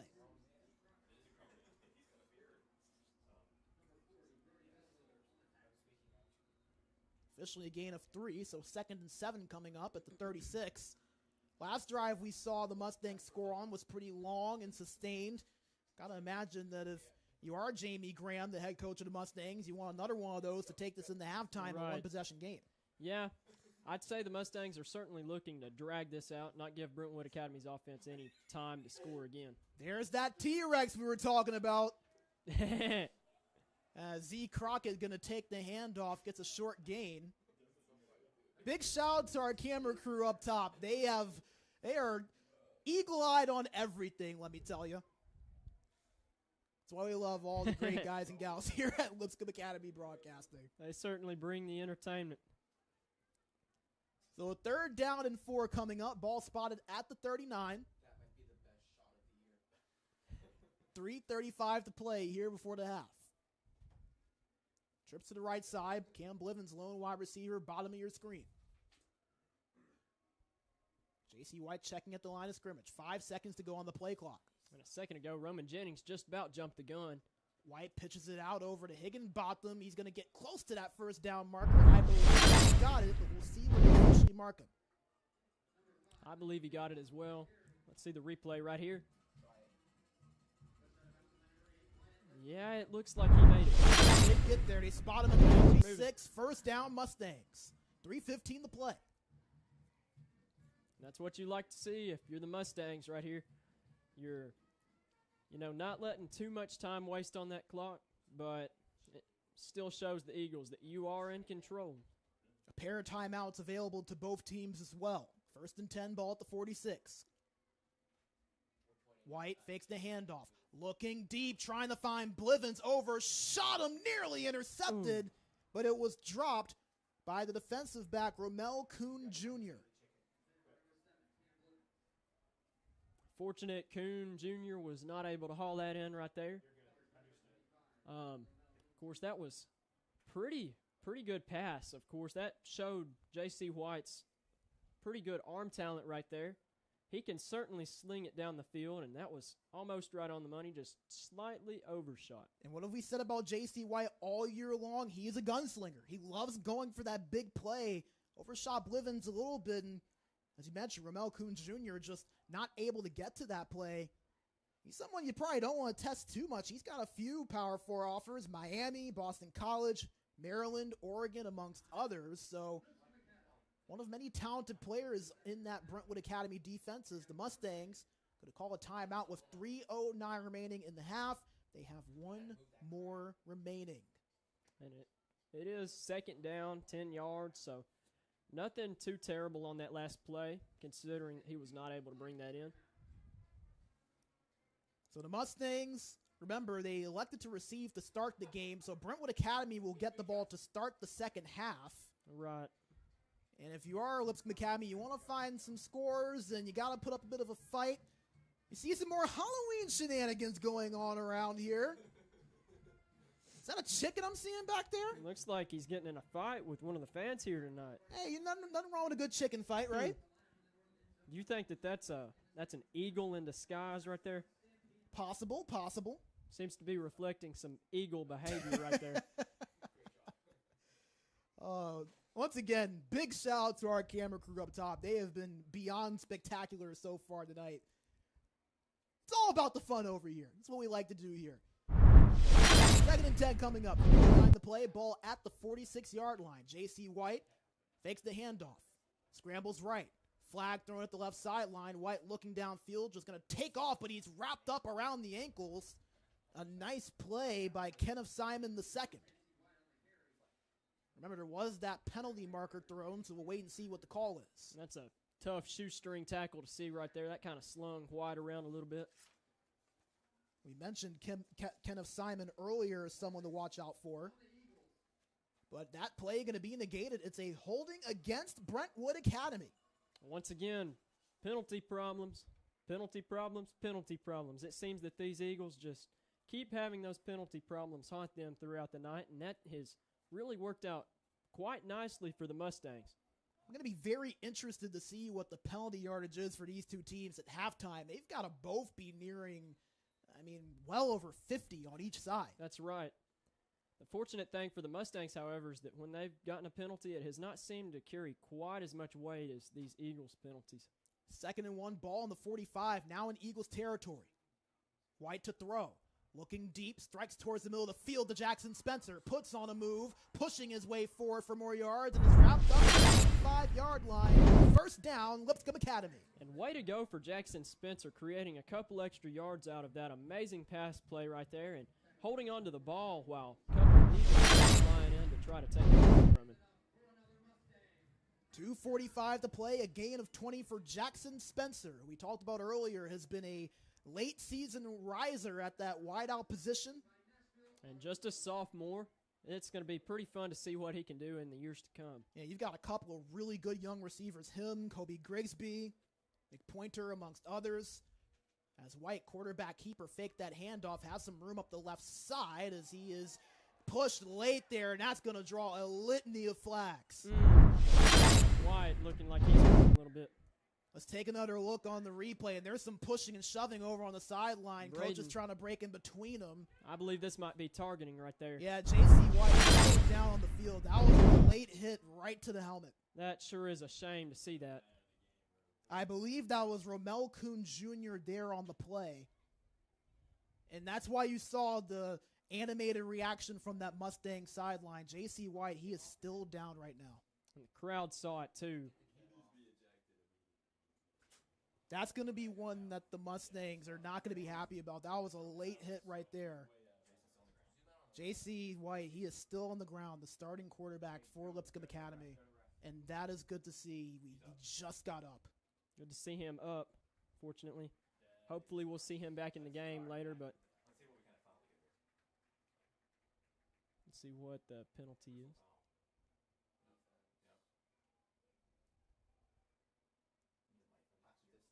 Half the distance to the goal, automatic first down for Lipscomb Academy.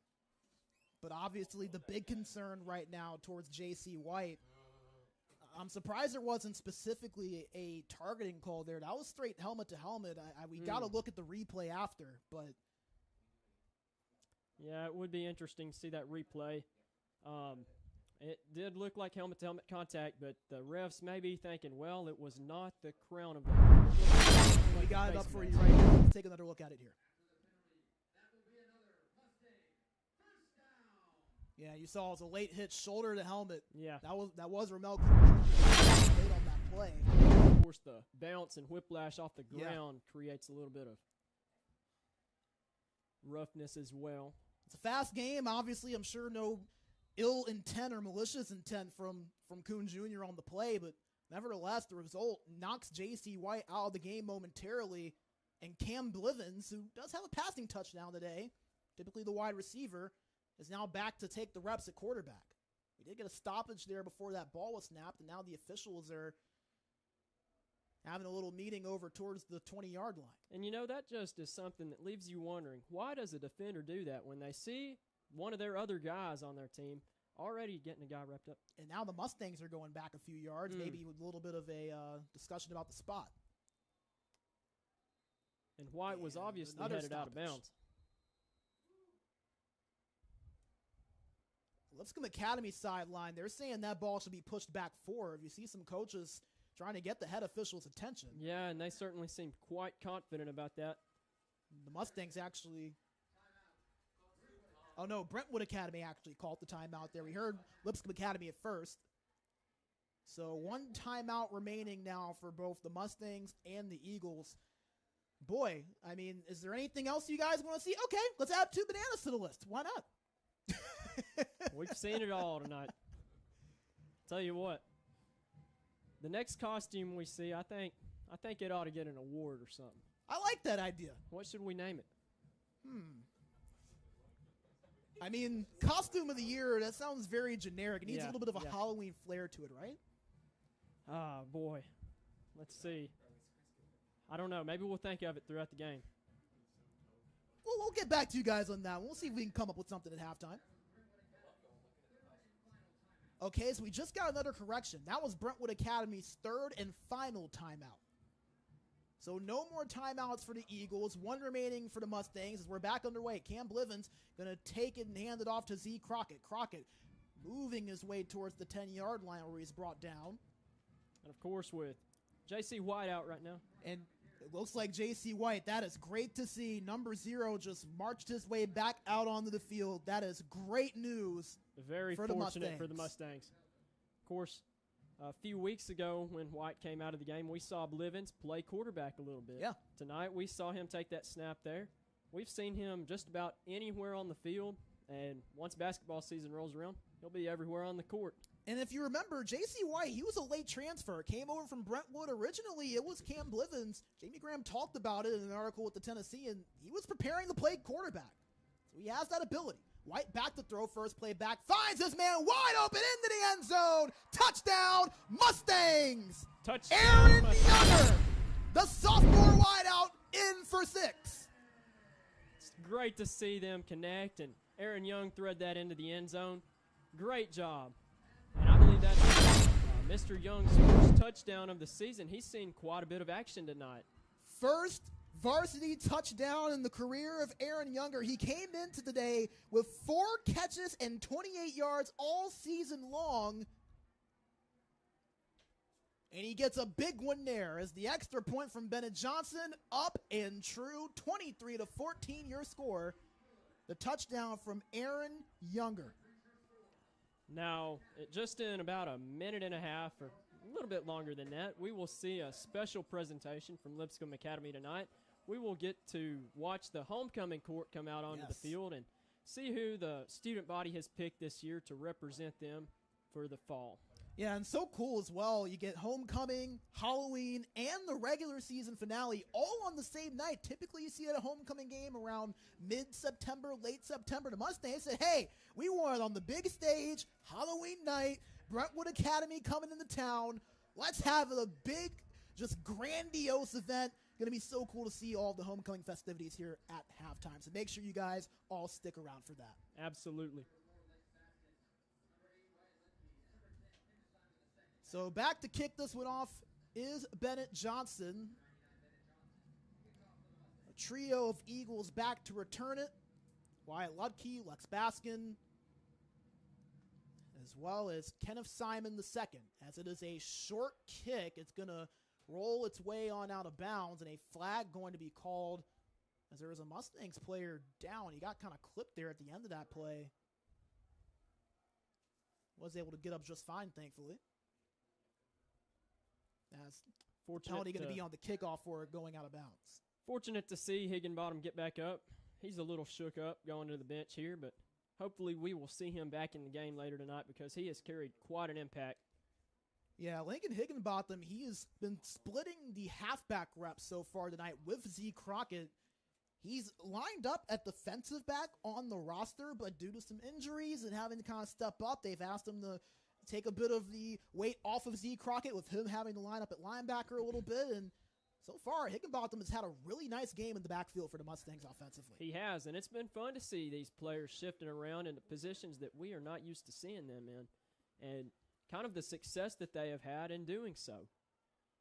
Less than 90 seconds to play, a minute 29 on the clock. Brentwood Academy, no timeouts, ball spotted on their own 40-yard line.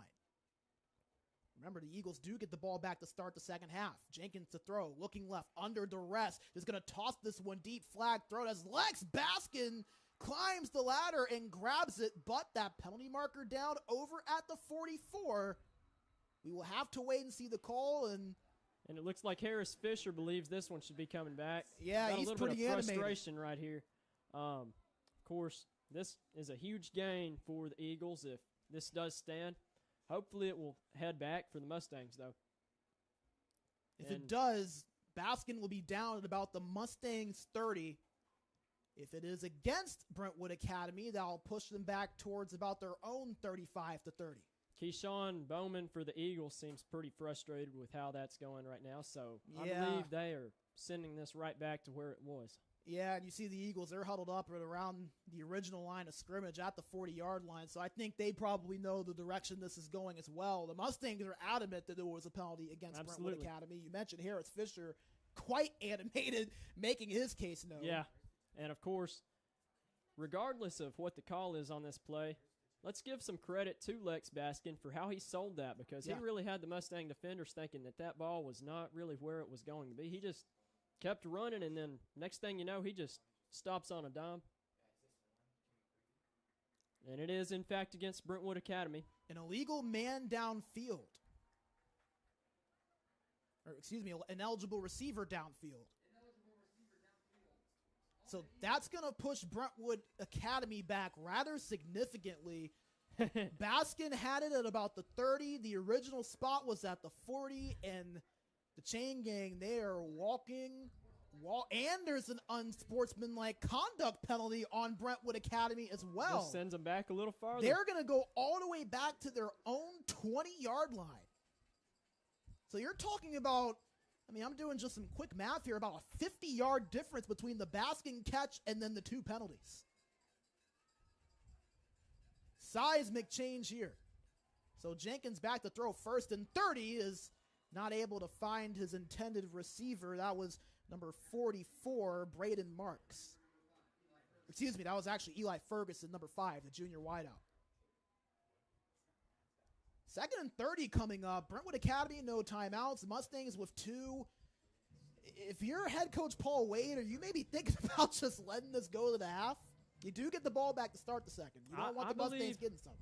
I believe that would not be an unwise thing to do right now, but we have seen how aggressive these Eagles play, and I don't think that they're really going to let off the throttle as far as having the ball goes. It's going to be a handoff to Larry Sanders the second, gets some nice blocks, turns up to the left sideline, and is pushed out of bounds. A nasty spill taken on the sideline. as it looks like everyone gets up okay. That's good to see. So Larry Sanders, the second, gets a nice chunk of yards. He's spotted at the 32-yard line. So a gain of 12, 3rd and 18. But that's big for the Mustangs because he got out of bounds. That stops the clock, preserves one of those timeouts, and That's you got right. 3rd and 18 coming up. Yeah. And we talked about how some of these modern football enthusiasts might really kind of like to see a gentler game get played. Tonight, it's not really been the most gentle. Oh, It's no. been pretty old school. It has been hard-hitting and physical. If you love some throwback football, you are at the right spot. 3rd and 18 coming up. Ball on the Eagles' 32. It's just going to be a handoff to Sanders. Sanders up the left side. He is pushed out of bounds yet again. Late flag Another thrown, flag. and I believe that might be against Brentwood Academy. I saw a frustrated reaction from Braden Marks as a Mustangs defender got thrown to the ground. I think that was Harris Fisher, as Fisher just took his helmet off and he's crouched down. So maybe a little finishing of the play, a little bit too much potentially. 55 seconds on the clock. We'll see what the call is officially here. It's no wonder we're seeing Fisher get a little frustrated tonight. They seem to be going after him quite a bit, and that's not a huge surprise considering the impact. And it looks like Brentwood Academy's team, they're jawing back and forth with the student section right now. Sanders dancing Blindside around. block is the call, by the way, and it is against Brentwood Academy. I wonder what they think they're going to get out of our student section on Halloween. I'll tell you what, this night cannot get any funnier. It's been a crazy night, man. I mean, we showed that moon earlier. Are we sure it's not full? Maybe not 75%, but more like full. Yeah, I mean, this moon, I don't know. It's just an odd night. Mustangs take the penalty, so 3rd and 31 coming up. Ball at the 19-yard line, and you see Harris Fisher. Yeah, He's still frustrated right now. Pretty excited or frustrated or something right now. They're making him check out of the game, so that would explain why. He's waving at the crowd to kind of get hyped up, I believe. Now we'll get the play started. 3rd and 31. Eagles have to get to the 50-yard line to move the sticks, barring a penalty that would automatically make it a first down. It's another handoff to Sanders. He is met at the line of scrimmage. Stopped right in his tracks. All right. That's that Nathan defense we were House. talking about. Bringing the house on that tackle. 45 seconds to play, and Jamie Graham has a timeout. I think he sees an opportunity for points on the board. 45 seconds to go. There certainly is a little bit of time to pull something off right here. Maybe get a little trick and treat action going here. We'll see as what he you can do. alluded to earlier. We'll see what he can do. 23-14 your score. Brentwood Academy up ahead. And folks, if you're just now joining us, you have missed an absolute doozy. Funny enough, I just looked at the clock. It is 8:27 p.m. It's an hour and a half, and we're not even at halftime yet, folks. So I hope you haven't gone through all of your Halloween candy, and if you have, you might want to make some popcorn instead, because we've got a nice night of football, and we've had a lot of things happening on both ends so far. We've seen pushing and shoving. We've seen big plays. We've seen sacks. We've seen safeties. We've seen T-Rexes, chickens, bananas. What else do you want to name? Oh, boy, I think I want to see someone in a candy corn costume. Okay. You know, you've mentioned the candy. You mentioned the popcorn. Why don't they just bring us a dish of candy corn in here? Are you a candy corn guy? Not really. Me either, man. I'm going to pass on that. I feel like it always tastes just a little bit stale or something. A little bit stale, doesn't have the most flavor to it. I'm not a candy corn guy. The only thing I do really like about it is how you can put it together and make a corn cob. Did you know that? I didn't know that was actually possible. Yeah. Really? Yeah. Yeah, that's the unique thing about it is that you can kind of line it all up. Looks just like corn. Mustangs Broadcasting, where you get your action and your education. 4th and 29 coming up. 45 seconds to play. 21-yard line is where the ball was spotted. Cam Blivens back to receive this for Lipscomb Academy.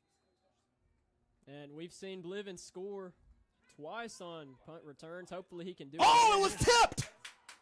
The Caro's punt was tipped. It is picked up by Lipscomb Academy and stopped at the 25-yard line. A block on the punt for the Mustangs, and look at Harris Fisher. He's fired up. Let's take another look at it. And how about that? What a job done on these Mustangs right here. I believe that was Nathan House who was able to pick that one up on the block. 39 seconds to play. Ball spotted at the 26. Mustangs in great position to get points on the board to end this half, and you see a lot of happy Mustangs over on the sideline. I'm seeing high fives, hugs, everything in between. And it's good to see this sideline fired up right now. As let's get one more look here at that replay. Break it down for us. Absolutely. Well, it looks like right after that snap, Nathan House just really got back there pretty quick and blew it up. You see him right there picking it up. White to throw, finds his receiver. That was Aaron Younger, who had that last touchdown for the Mustangs. Got a very short gain, and it looks like Jamie Graham going to use that final timeout with 30 ticks on the clock remaining. And Mustangs got to be safe with the ball right here. Don't want to give it up. Certainly with an opportunity to kick a field goal and make it a 6-point game. Of course, Brentwood Academy will get the ball back after the half. But these Mustangs have shown quite a bit of resiliency tonight, and I'm sure that Brentwood Academy did not really expect to see this much adversity tonight. Yeah, remember, it's not that long ago that the first quarter started about as disastrous as you could have asked for the Mustangs. First play was a false start that pushed them back, then a sack, then a safety. Then Brentwood Academy goes down and score. They get a 3-and-out. You get another punt, another touchdown. The Mustangs found themselves down 16-0. All of a sudden, they trimmed that lead down, just saw their way into it, just down by 9, and the chance to maybe cut this to a one-possession game if they can score here. So out of the timeout, Mustangs setting up shop at the 25-yard line. 2nd down and 9. No timeouts remaining for either side. Hand off to Z Crockett, moving up the right sideline, gets towards that first down marker. We'll see where they marked them, but it looks like they got it. And good job with that play call right there. Running and getting out of bounds right here. That manages to stop the clock with 24 seconds to go, and they're awfully close to the first down. 2 ball spotted at the 18. Little motion pre-snap from Nick Pointer, but nothing doing. Still 18 seconds on the play clock, so lots of time for Lipscomb Academy. White back to throw. Finds his man over to the right side, but it was dropped. Intended for the wideout, Nick Pointer. Now, Braden, do you think that they will go for it right here? Or do you think that they will just kick the field goal? I'm more or less wondering what that T-Rex would think. T-Rex, you know, he doesn't look too interested right now. It looks like he's trying to get in a fight with Mr. Sumo Wrestler. Short arms, short legs. He'd probably say run the ball here, but it looks like Jamie Graham is going to say go for it. 4th down and 2 from the 18. Jamie Graham is rolling the dice. White back to throw, airing it out towards the end zone for Blivens. Can't get it. Waiting for a flag potentially, but it's not going to come out. No flag, but that does leave you wondering why the refs are not giving a flag right here when they did for Brentwood Academy on the other end of the field. Funny enough, Blivens was on defense on that end of the field as well. Mustangs wanted a flag, but they're not going to get it. Brentwood Academy escapes that possession without any points on the board for the Mustangs. And, I mean, we've seen Jamie Graham roll the dice on that a few times and take that gamble, and we've seen it. Deep shot to Cam Blivens back at the end zone. He's able to haul it in. The pass from J.C. White a little bit further out, a little bit low, and then a lot of contact there as well. You could debate, is that a flag? Is it not? We saw one close on the other end. Pretty well placed by White right there. Of course, Cam Blivens, had he stayed on his feet, probably would have had a very good play on the ball. Got tripped up there at the end of that. And Brentwood Academy, they have seen enough. They have absolutely seen enough of this half. Personally, I haven't. I hate to see it end. I know. We've had I hate to see fun the action, way that man. drive ended right there because Lipscomb Academy sure had some momentum. Hopefully they can keep that up heading back into the second half. They are certainly excited. Disappointing way to end the drive right there, but they don't need to let that get to them too much because they have certainly shown what they're made of tonight. Halftime. 93 minutes later. But you know what? I'll go another 93 minutes, Matthew. I don't know about you. That was a lot of fun. 23-14, Brentwood Academy, your score at the half. Mustangs had a chance to get points on the board there at the end, just fall a little bit short. Brentwood Academy will get the ball to start the second half. Brandon Bigsby, Matthew Rochford here with you in the booth.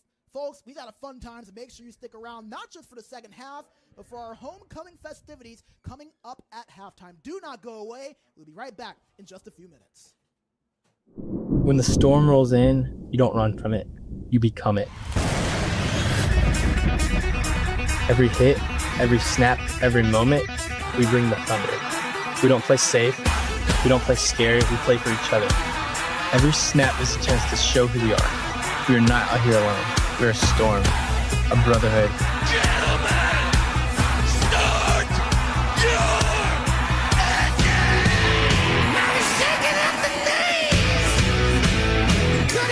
Last week is behind us. Tonight we have a clean slate. Another chance to go 1-0 every day.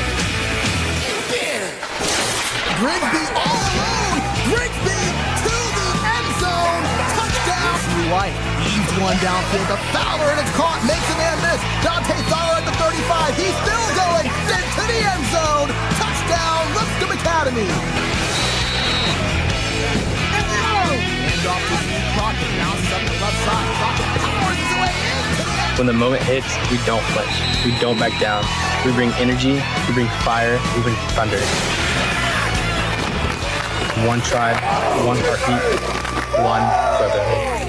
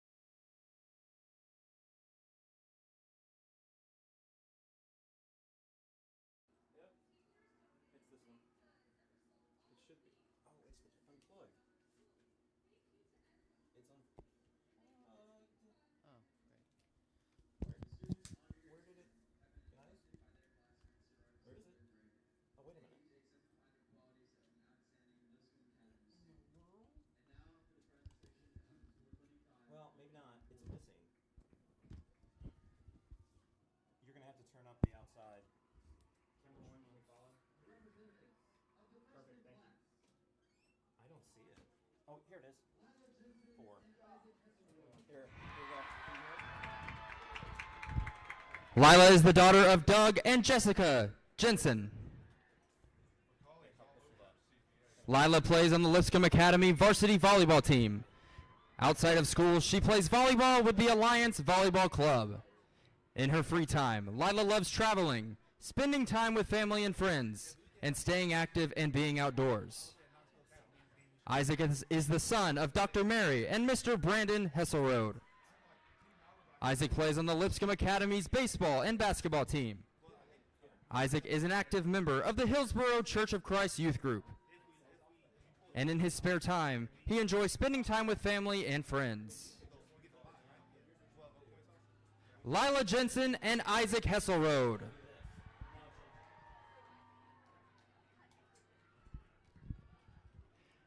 The representatives of the sophomore class, Eden Wilson and Hank Thompson.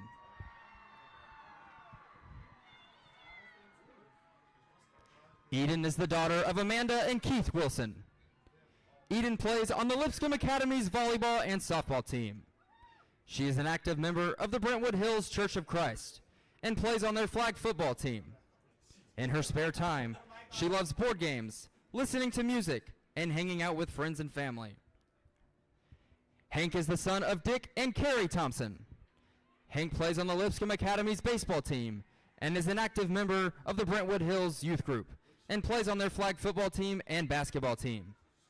He is also a member of the Knights travel baseball team. In his free time, Hank enjoys watching the Vols play football. Eden Wilson and Hank Thompson.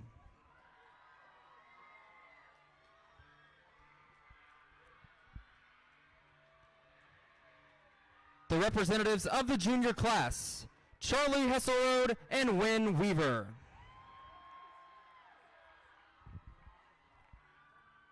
Charlie is the daughter of Dr. Mary and Mr. Brandon Hesselrode. Charlie plays on the Lipscomb Academy volleyball team and is a member of the Best Buddies Club. Charlie is an active member of the Hillsborough Church of Christ Youth Group. In her free time, she enjoys spending time with her family and friends. Wynn is the son of Sunshine Weaver and Justin Weaver. Wynn plays on the Lipscomb Academy's soccer team and is a member of the esports teams. Outside of school, Wynn works at Publix, and in his free time, Wynn enjoys driving. Charlie Hesselrode and Wynn Weaver.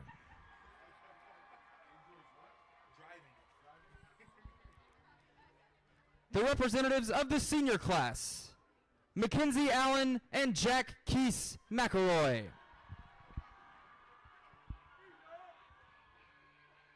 Mackenzie is the daughter of Jakia and Michael Allen.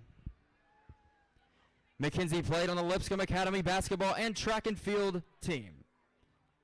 Outside of school, she is involved in Jack and Jill of America, enjoys Bible studies with her friends. She is passionate about sports, faith, mentoring youth, and finding ways to inspire others. Next year, Mackenzie plans to attend the University of Tennessee, majoring in sports management and communications. Jack is the son of Dr. David and Miss Kim McElroy. At Lipscomb, Jack runs track and cross country, is a member of SGA and mock trial, and is president of the National Honor Society and the robotics team. Jack also participates in the Otter Creek Youth Group, where he plays on their flag football and basketball teams, and also helps with the pre-K to third grade children's ministry. Jack's other hobbies include sports, running, and lifting. Jack is undecided on his college choice, but intends to pursue medicine as his major. Mackenzie Allen and Jack Keese McElroy.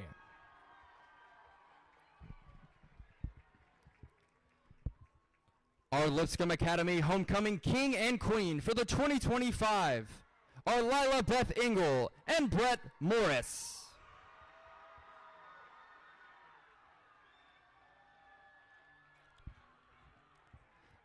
Lila Beth is the daughter of Leslie Benz Engel. Lila Beth plays on the Lipscomb Academy's tennis team and is a member of the National Honor Society, Service Club, and is the founder of the Urban Promise Reading Buddies Club. She's a stable gang leader and the vice president of the Student Government Association. Lila Beth is an active member of the Brentwood Hills Church of Christ Youth Group. Her college choice is undecided, but she plans to study architecture. When asked why she was an excellent choice for homecoming queen, the Lipscomb faculty and class of 2026 said the following: Lila Beth is an outstanding candidate for homecoming queen, embodying the essence of kindness, leadership, and devotion. Known for her caring nature and genuine spirit, she consistently goes out of her way to help others, sharing the love of the Lord with everyone she meets. She is loyal, thoughtful, and wise, and always ready to offer support and advice. Whether in the classroom or during community service projects, Lila's hard work and honesty shine through, making a positive impact on her peers and school. With her friendly demeanor and servant heart, she ensures that everyone feels seen and valued, making her the perfect representative for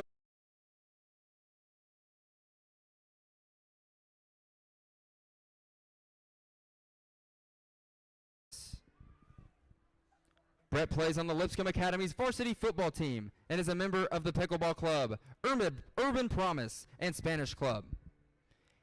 He is also an active member in the Brentwood Hills Youth Group and a Youth League flag football coach.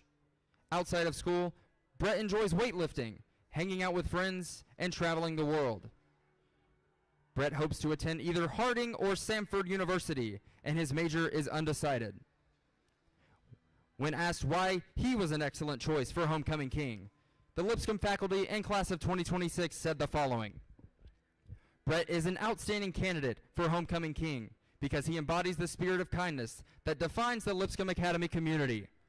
Known for his genuine nature, Brett assures that everyone feels seen and valued. His quiet strength and fearless heart make him a remarkable friend to all, as he consistently supports those around him in their endeavors.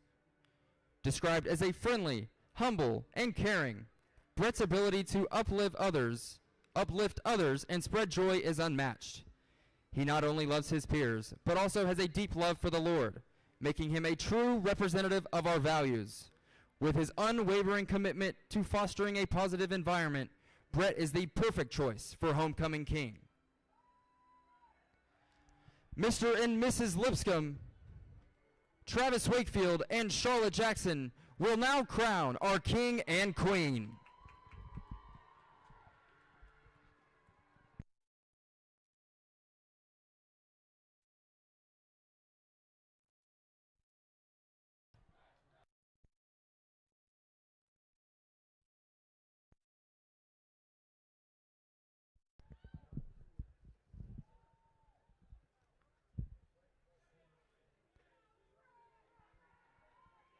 The court will move in close for a group picture.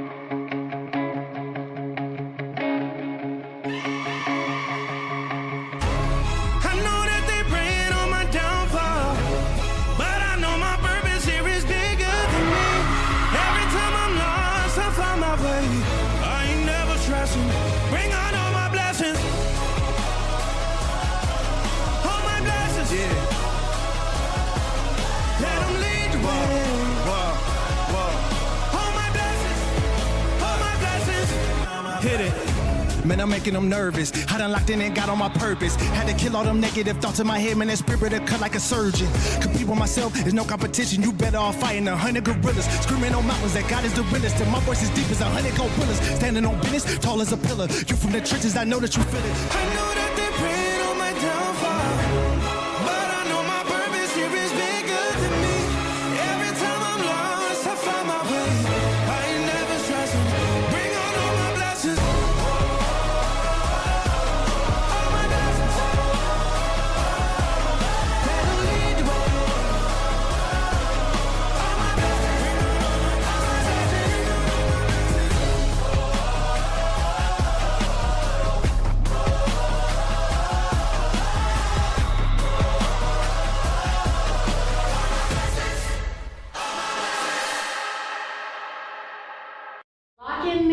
If you miss a shot, if you make a mistake, get over it in a hurry and make the next play to help your team. Do we want to go get this win or not? Yeah. Let's go then.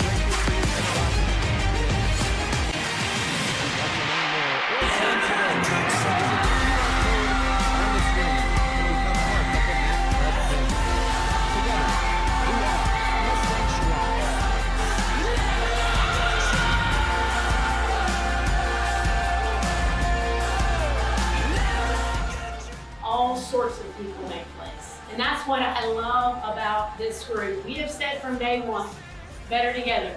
But you have bought into it, you have believed it, and that's what you are. We're going to Coastal. Yeah!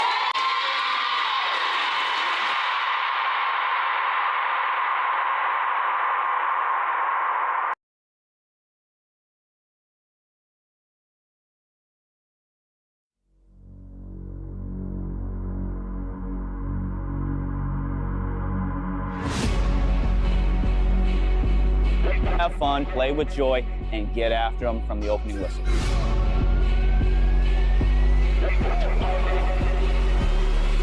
I'm about to blow up. Take this thing higher. Take this thing higher. Take this thing higher. About to blow up. Take this thing higher. Take this thing. Our first goal is going to be a tap in goal, all right? Tap-ins. Tap-ins is where it's at, okay? So you want to be great, but do you really know what it stakes? Do you know what it means to me? I keep running my race. Keep thinking I'm folding, try to bend me. I won't break, no. I'm about to blow up. Take this thing higher. Take this thing higher. Take this thing higher. About to blow up. Take this thing higher. Take this thing higher. Take this thing higher. I'ma blow up. Take this thing higher. Take this thing higher. Take this thing higher. About to blow up. Take this thing higher. Take this thing higher. Take this thing higher. I'ma blow up. I'm about to blow up. No way, I'ma stay the same. I'm here to make a change. No doubt I'll make it. After this game, you're going to sleep better for two reasons. One, you should be tired because it's super hot out here, but also you played in a way that you shouldn't have any regrets by the way you played. Guys, it was really, really good. It's a long season ahead of us, but if this is the way that we're going to perform for the rest of the season with this type of work rate, this type of togetherness, there's something really special. 1, 2, 3!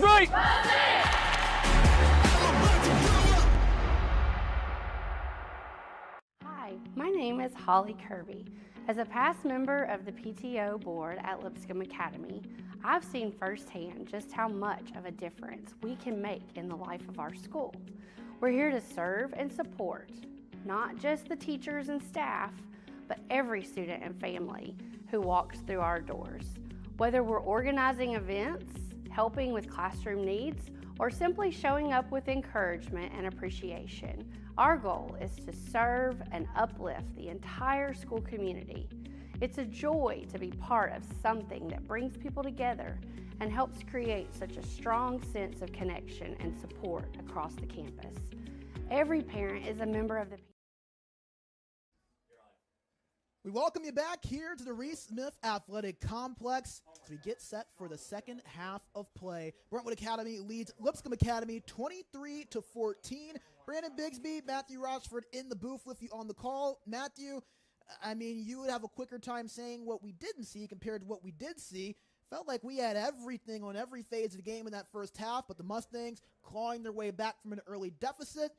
And all of a sudden, things getting real interesting to kick off this third quarter. That's right, Braden. They have certainly made it quite an exciting game so far. Hopefully, we'll see the Mustangs carry that same momentum into this half, and ultimately, it's probably going to come down to what they can do on offense. We've seen that their defense can get out there, make plays, come up with stops, big stops at that.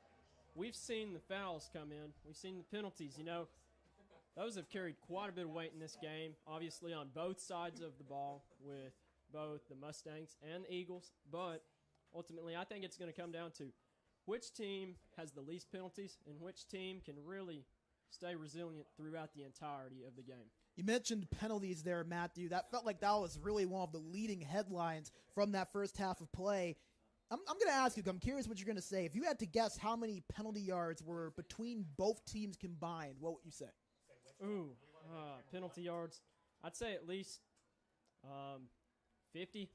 195 in the first half between both of these two teams. 195. That's quite a bit. 123 yards on 10 penalties for Brentwood Academy. 72 penalty yards on 8 calls against Lipscomb Academy. And we've seen a lot of personal fouls, a lot of pushing and shoving, a couple of late hits, some pass interference calls. It feels like discipline is probably going to be the message on both sidelines heading into this third quarter. And our hope, of course, is that the refs continue to be consistent with how they call this game. Of course, this has been quite an old-school-looking game, which has made it pretty exciting, but then again, it's been pretty rough, too.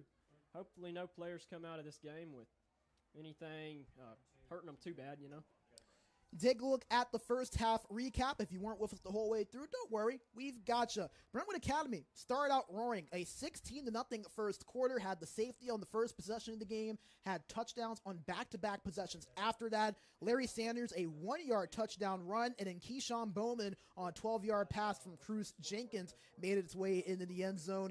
Mustangs looked a little bit rough in that first quarter, but they came fighting back as we have seen them do so many times throughout the years. Cam Blivens, a touchdown pass, 6 yards to the tight end Jack Kleinknight, his first receiving touchdown of the year. And then not too long after that, Brentwood Academy able to strike back. Eli Ferguson on the 9-yard pass from Cruz Jenkins, but then the Mustangs, once again, with that counter punch. J.C. White, the first play that he came back from injury after taking a shot to the helmet, a 10-yard pass touchdown to Aaron Younger. Younger's first receiving touchdown of the year. The yards for these two teams, Brentwood Academy, 151 yards, 94 of them coming rushing, 57 through the air. For Lipscomb Academy, 143 total yards, very balanced so far, Matthew. 72 rushing yards, 71 passing yards. Those are some pretty nice looking stats for the Mustangs tonight, especially considering how tough this Brentwood Academy team really is this year. 8-0 at the moment. They are looking at being the number 1 seed coming into the playoffs next week, and it's looking like the Mustangs may be giving them a run for their money tonight. Well, we do know that the Mustangs more than likely will be locked in at the 3rd seed. We don't have any further updates as of now, but Briarcrest Christian led MUS at halftime. An onside kick is dropped. I believe the Mustangs got it. We'll wait for the signal, but I believe Lipscomb Academy recovered. They say they got it. They say they have it. Do they? Yes, they do. And how about that? How about that right there? I mean, to come out of the half and get the ball back, that is so momentous for the Mustang offense right here. We'll get to see them come out on the field. Jamie Graham digs deep into the bag of tricks and pulls an onside kick to kick things off. How about that? The Mustangs going to take possession to start this half. Brentwood Academy had no clue what hit them. Absolutely. Brentwood Academy never saw that coming, and they're probably thinking right now they should take the eagle mask off for their Halloween costume. Caught me off guard, caught them off guard. The Mustangs inside Eagles territory. J.C. White at quarterback has both Blivens and Z. Crockett in the backfield with him as he evades one tackle and is planted at about the 47-yard line, so a loss of a few. Second down coming up. We were mentioning some of the playoff implications before Jamie Graham decides to get everyone off their butts and on their feet. Briarcrest is leading the Briarcrest is leading MUS 38-7. Lipscomb Academy was going to need a Briarcrest loss in order to have a shot at that 1 seed. So assuming that score holds, they will be locked into the 3 seed, which means they will be playing next week. As of now, that would be against CPA, who trails Macaulay 21-7. But more important matters in front of us. Mustangs inside enemy territory, and here comes Cam Blivens at quarterback, looking deep, airing it out for his receiver. It's a little bit short. And that was incomplete. Almost in the hands of Brentwood Academy's number 43. I believe that is Hill Strong, the junior. Fortunate that they did not come up with the ball right there. And back to what you mentioned about the CPA matchup, I've just got to say that would be pretty interesting to see them face off with their old rival. You know, that used to be the talk of the town whenever Lipscomb Academy played CPA. If you think this matchup has been chippy, imagine CPA and Lipscomb Academy in a playoff matchup. Remember, those two were the class of Division II AA for years. Mustangs won back-to-back title games against CPA. Haven't played since the 2022 title game. This could be the first time if that all holds. But 3rd and 13 coming up. White under pressure, gets the pass off to Higginbotham, who's trying to push his way forward to the first down. It's going to be a little bit short, however. About half a yard, I'd say. As you get a look at the replay here. How about Higginbotham? He has been very good. There was a flag thrown on the play in the PA. And it looks like the Mustangs are walking backwards, so that's going to go against Lipscomb Academy. At least they are assuming so. And now it looks like Brentwood Academy is walking back, and the Mustangs kind of standing around waiting on what to do. Chains have not moved at all just yet. It's Gentry in the seat now. We talked about a lot of penalty flags in that first half. And so far, the trend continuing here to start this second. That's perfect, thank you. And now the Mustangs are moving back. So that will negate the gain from Lincoln Higginbotham. An eligible receiver downfield is the call against the Mustangs.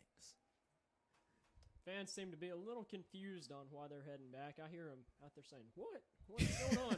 Why are they moving back? It took them a while to kind of get that call in. It looks like there was some discussion going on both sides, and it looked like Brentwood Academy would start moving back. You wondered if maybe there was like a defensive hold or something like that, but it is against the Mustangs, so 3rd and 18 coming up. Ball on their own 48. They've got to get to the 34-yard line to move the chains. White just going to dump this off to Z. Crockett. Crockett gets past one defender, can't get past the second line. So he'll be stopped at right about midfield. And that'll force the Mustangs to have to punt this one away. So Jamie Graham getting creative with the onside kick, but not going to lead the points unless maybe he has another trick up his sleeve here on 4th and 16. Well, if anything, I believe punting this away is a good decision right here, but the Mustangs, getting that onside kick there, it did spend a little bit of time on that clock. Does not let Brentwood Academy have quite as much time to work with, potentially in the long run, to see how this game kind of winds down. Tyler Guinness out to punt this one away for the Mustangs. Flag going to be thrown, however, right before he boots it off. I believe this may be against Brentwood Academy's number 10, Kenneth Simon II, junior. He's walking around seeming to be a little confused, got his hands on his hips right now. We'll see what the call is here. It looks like the chains are moving back, so it's actually going to be against the Mustangs from the seams of it. So we'll try all that again. And we talked about the penalties right before they kicked off to start the half. And, of course, we said, whoever ends up having the best luck with penalties here in this half may end up being the benefactor with the W at the end, but hopefully that is not the case consistently throughout this quarter and a half. Fourth punt on the night for Tyler Guinness. Wyatt Ludke back to return it. Guinness gets it off nice and clean, and Ludke just going to fair catch this at the 25-yard line. That is where Cruz Jenkins and the Brentwood Academy offense will start things out. Their first possession of this second half. And Braden, we have not seen Brentwood Academy work from their end of the field a ton tonight. You know, they have not really been at the 25-yard line much at all for the offense. It'll be interesting to see if their playbook is a little bit different when they're on this end of the field. 9:46 to play in this third quarter. Mustangs currently trail by 9. Defense looking to step up and get another big stop. He's been nothing short of phenomenal ever since that first quarter. They're looking to build on that here. Larry Sanders II to the left side of Cruz Jenkins. He has been the X factor so far tonight for the Eagles. He breaks a tackle behind the line of scrimmage and gets a nice gain past the 30 towards the 31. Nice play from Sanders. He looked dead to rights there.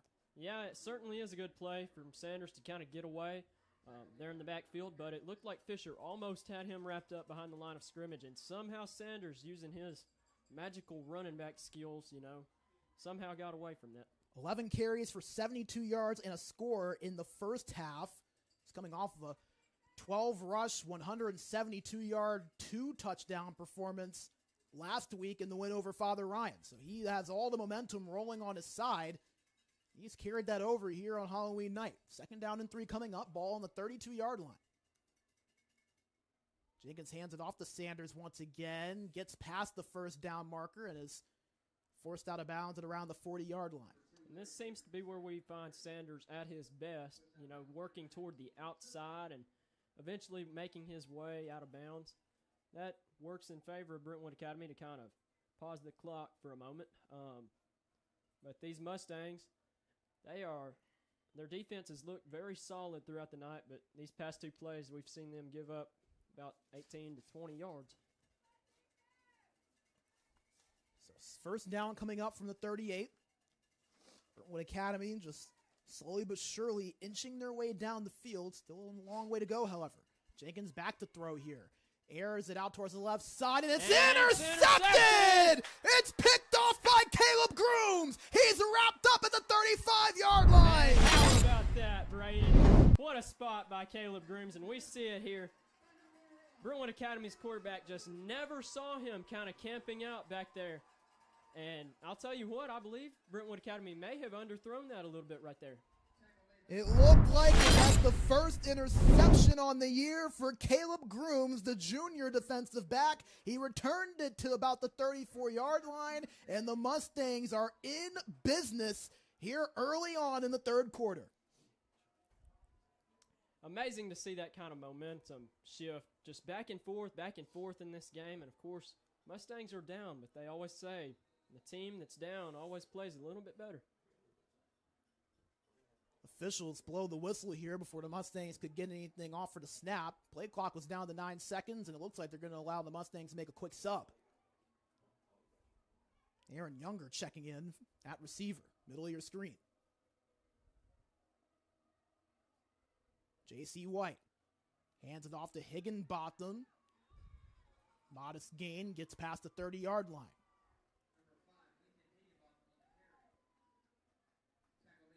Four-yard gain on the play. 2nd and 6 coming up now for the Mustangs.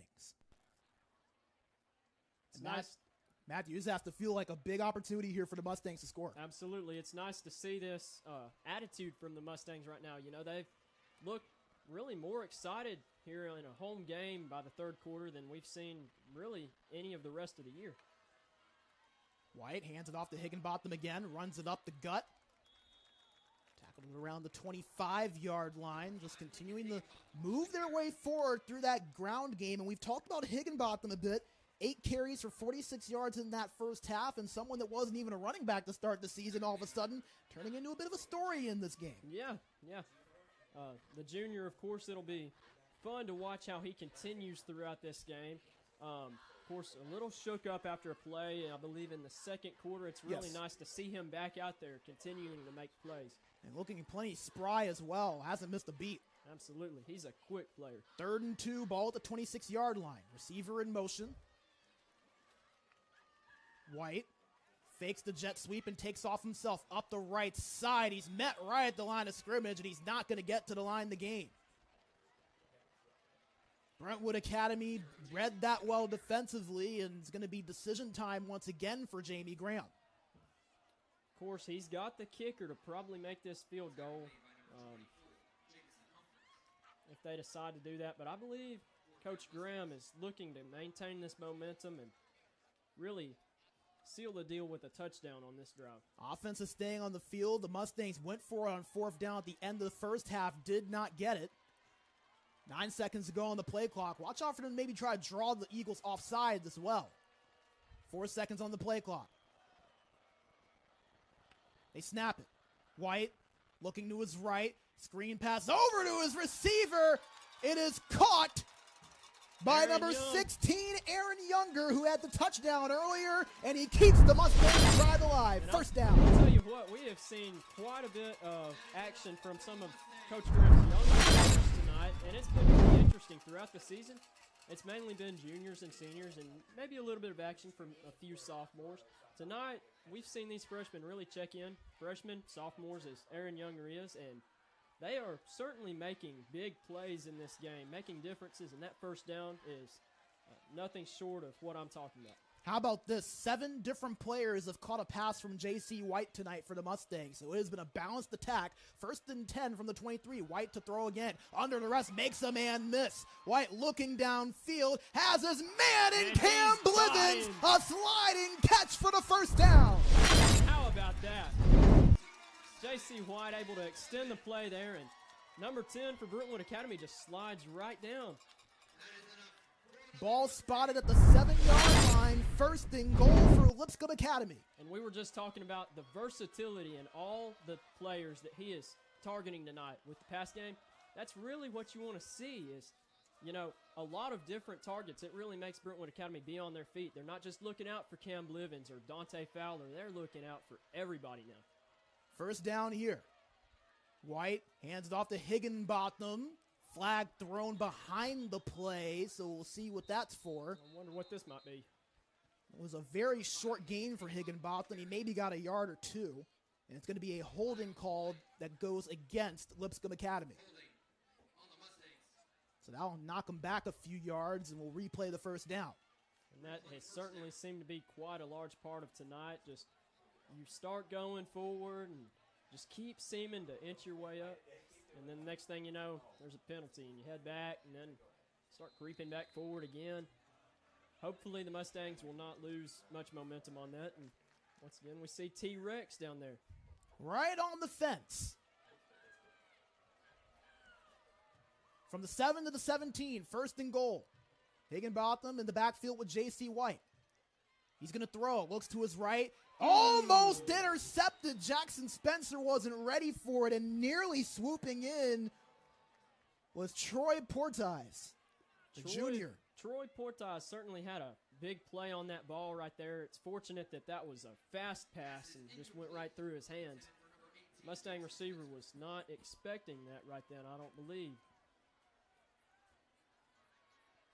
So 2nd down, Mustangs able to avoid any danger there on that throw.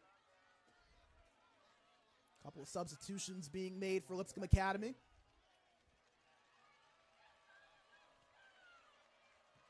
Higginbotham still the tailback.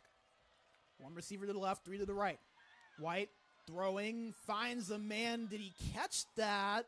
They're going to say no. It was a little bit low to the ground and hit the turf. It was intended for Tristan Silva, number 84, the freshman wide receiver. It'd be interesting to see a replay on that because it looked like he almost had his hands under it. I guess it probably bobbled on the ground when he made contact with the ground. It was awfully close, but nevertheless, no replay system in the high school level. We only have that here at Mustangs Broadcasting. Yeah, that's right. Yeah, we could watch the replay and tell them whether they got it right or not, but that's not going to change their mind. So a 3rd down and goal coming up, ball at the 17-yard line. Silva in motion. White to throw. Evades a defender. On the move to the end zone is tipped and intercepted. And that's some of that tip action there. Again, we've seen that quite a bit past couple weeks. Troy Portis, who almost had the pick a couple of plays ago.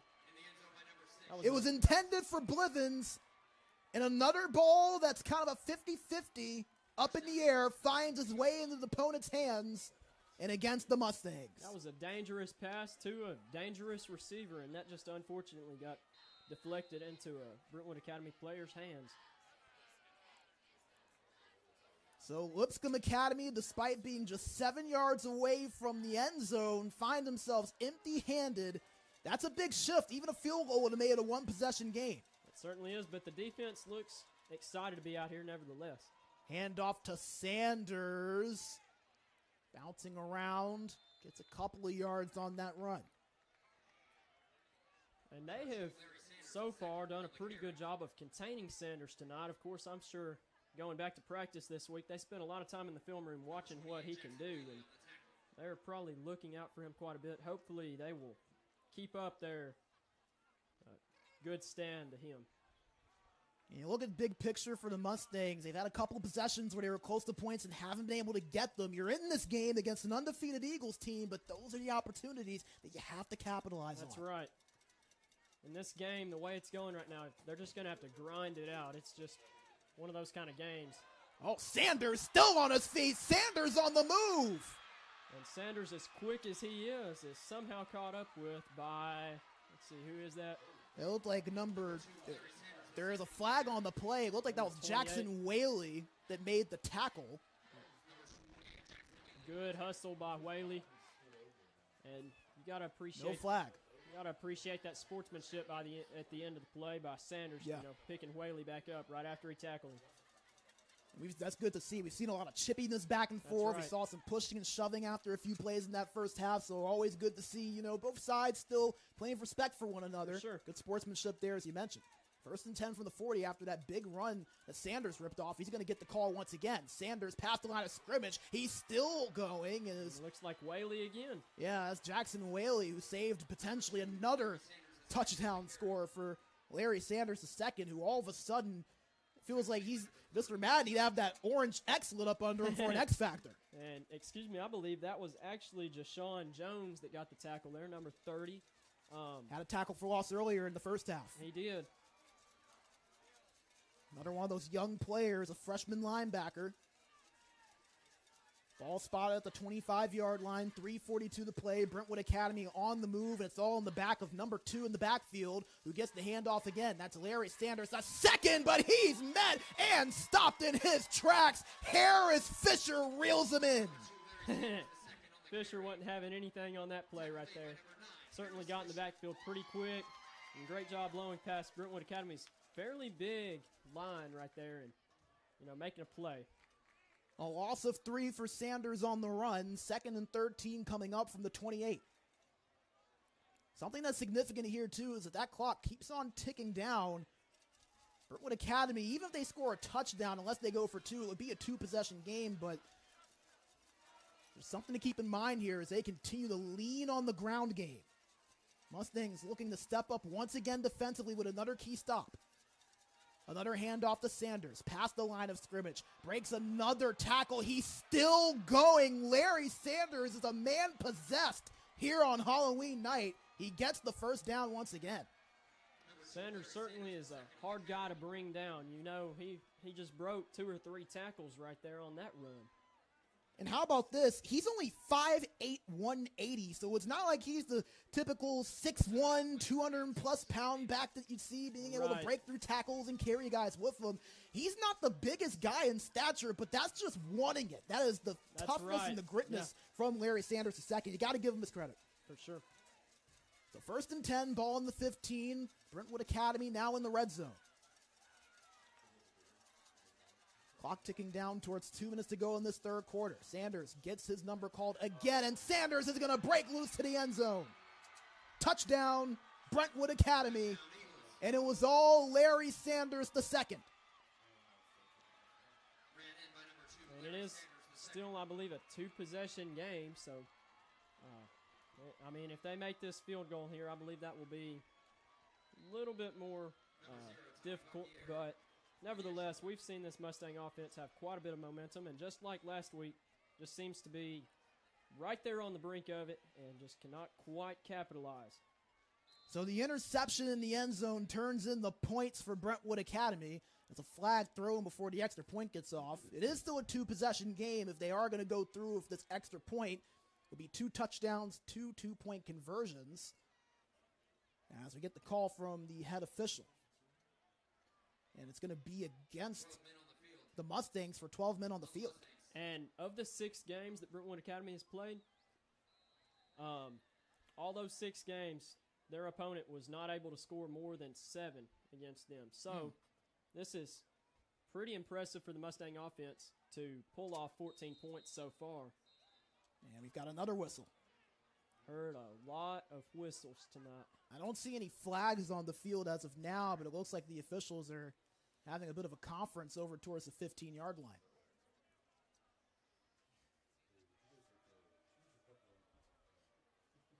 Maybe they're discussing Halloween candy. Maybe candy corn. That's possible. It might be a controversial opinion to some, but it's possible. And now we're good for the extra point. As chilly as it is tonight, it's kind of funny that these refs are blowing those whistles so much. It's nice to see them trying to maintain a fair game on both sides. Boquiero's extra point is good, as you do see that weather down to 49 degrees. 30-14 your score. Mustangs do trail by 16, but as we mentioned, still a 2-possession game. So despite the scoreboard changing, the situation basically all the same here for Mustangs here as they get set for this offensive drive. I do want to go back to something you said, though, Matthew, because I do think you made a good point. And for those that weren't watching earlier on, we mentioned the stat earlier. Brentwood Academy's average margin of victory this season is over 29 points per game. So this is a team that is used to throttling everyone in front of them.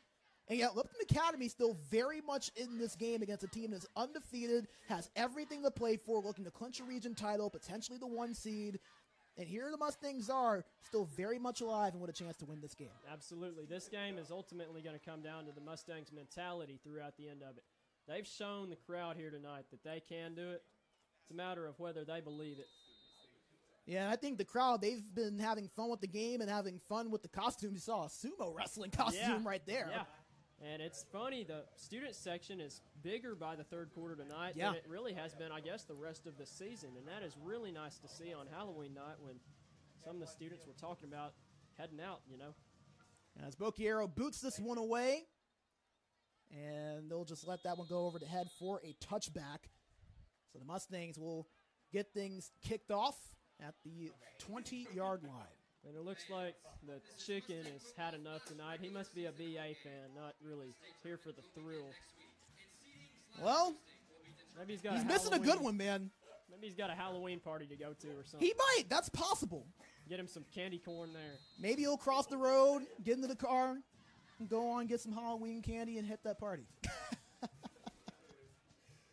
We've had a lot of fun up here tonight. Thank you all for joining us on this Halloween night.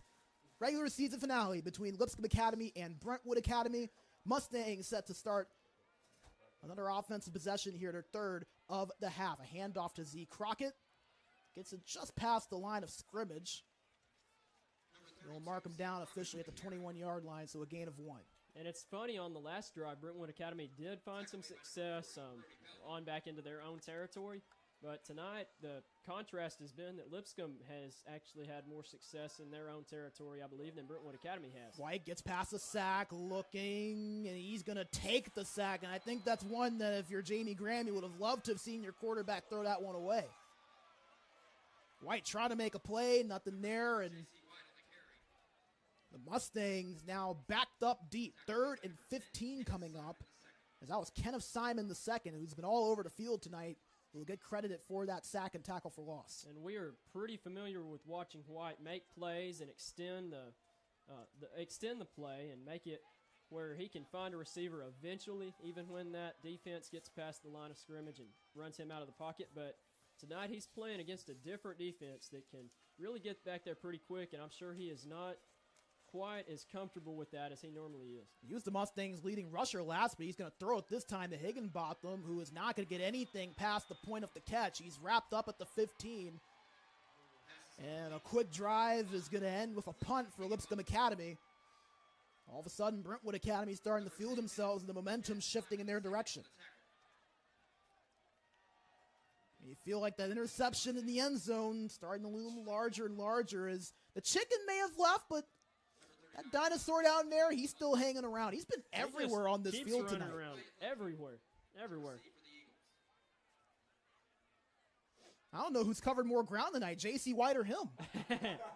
So Tyler Guinness will boot this one away. Will take a nice bounce in the Brentwood Academy territory and will fall and land itself at about the 44-yard line. That's probably one of his longer punts of the season. His longest being 55. He had one for 54 earlier, and that was close to it right there. 8 seconds to go here in this third quarter. Mustangs trail by 16, 30-14, your current score. Matthew, you got to feel like all eyes and all attention going to number 2 in the backfield, Larry Sanders II.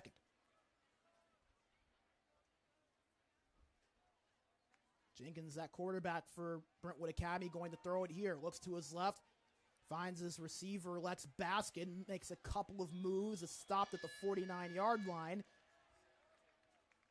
A gain of about 8, and that is how we will close out the third quarter.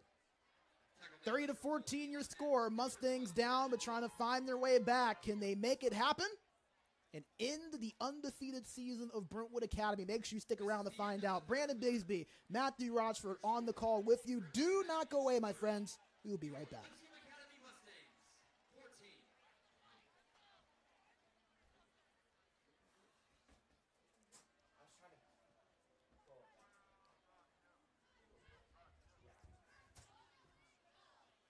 We would like to take a moment to thank our Mustangs.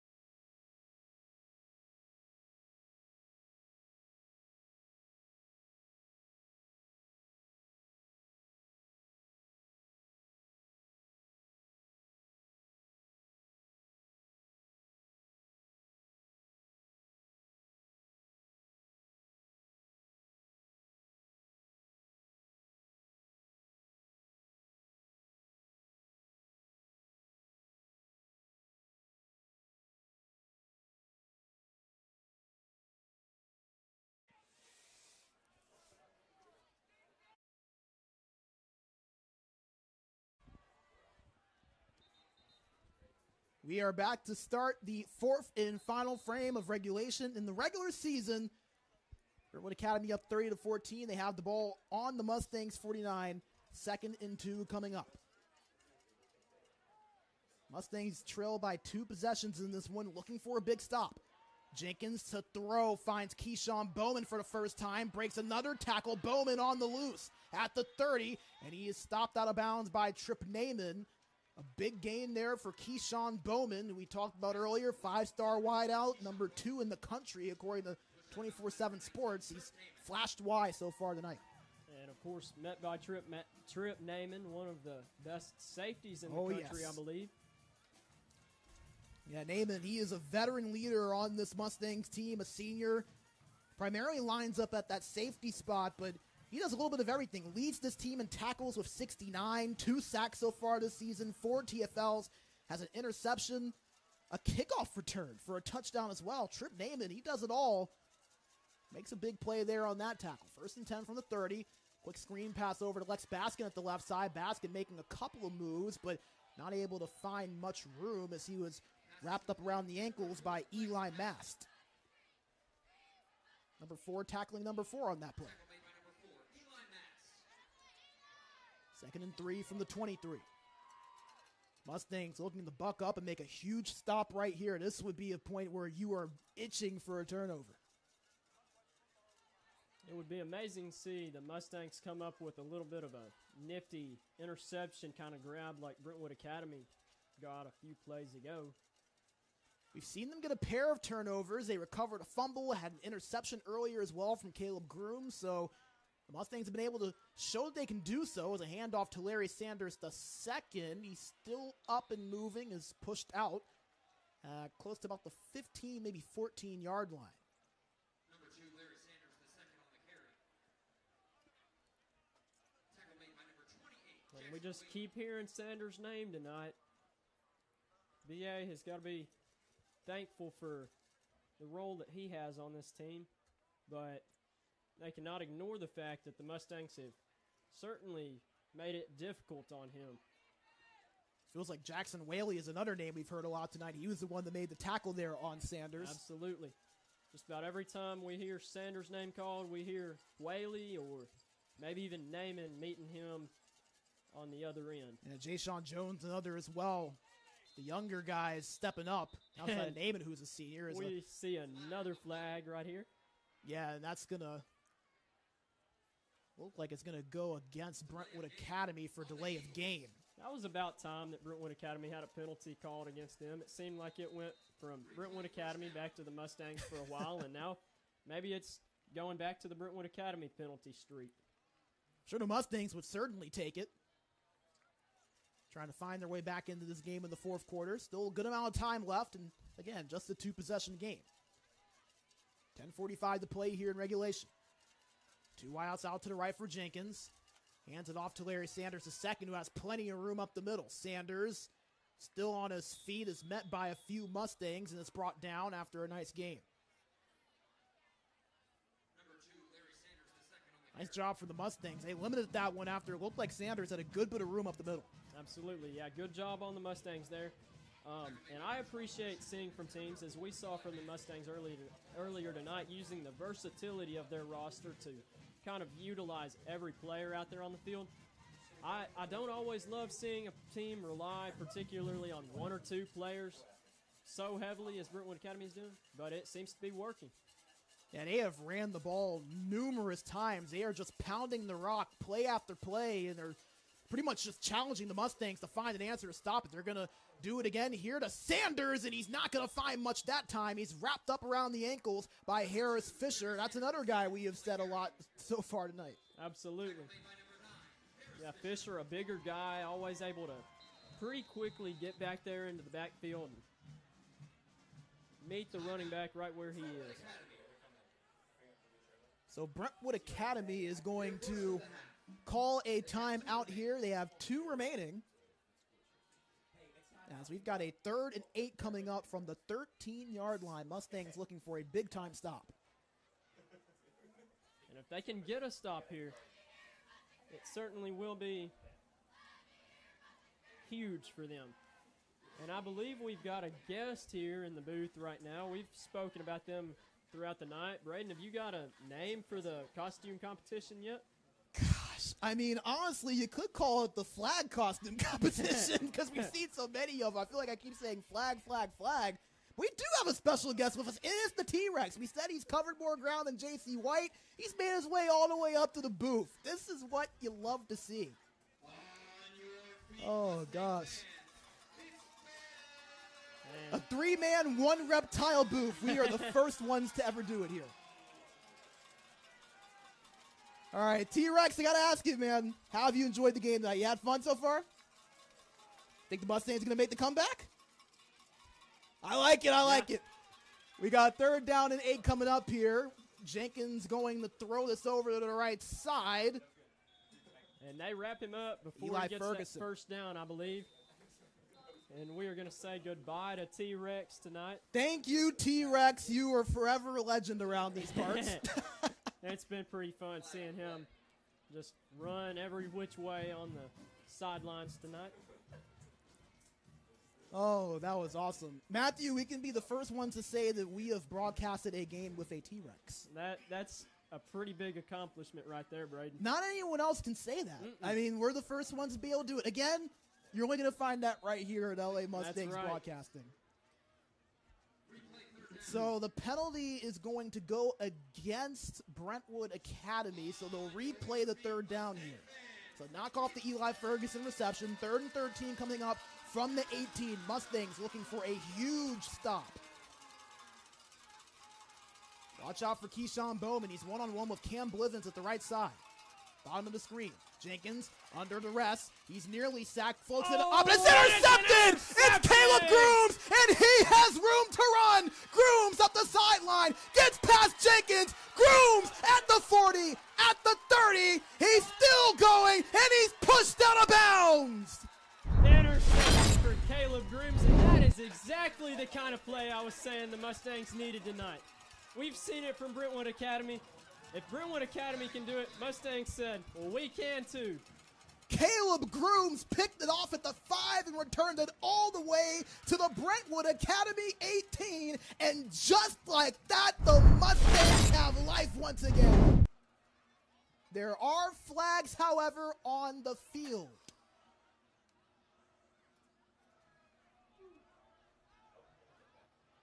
And everybody is hoping that this is not against the Mustangs. Holding on the return. So that will not have the Mustangs in the field position they thought they would have had. However, it was after the play. So it will be first down Mustangs. The interception stands.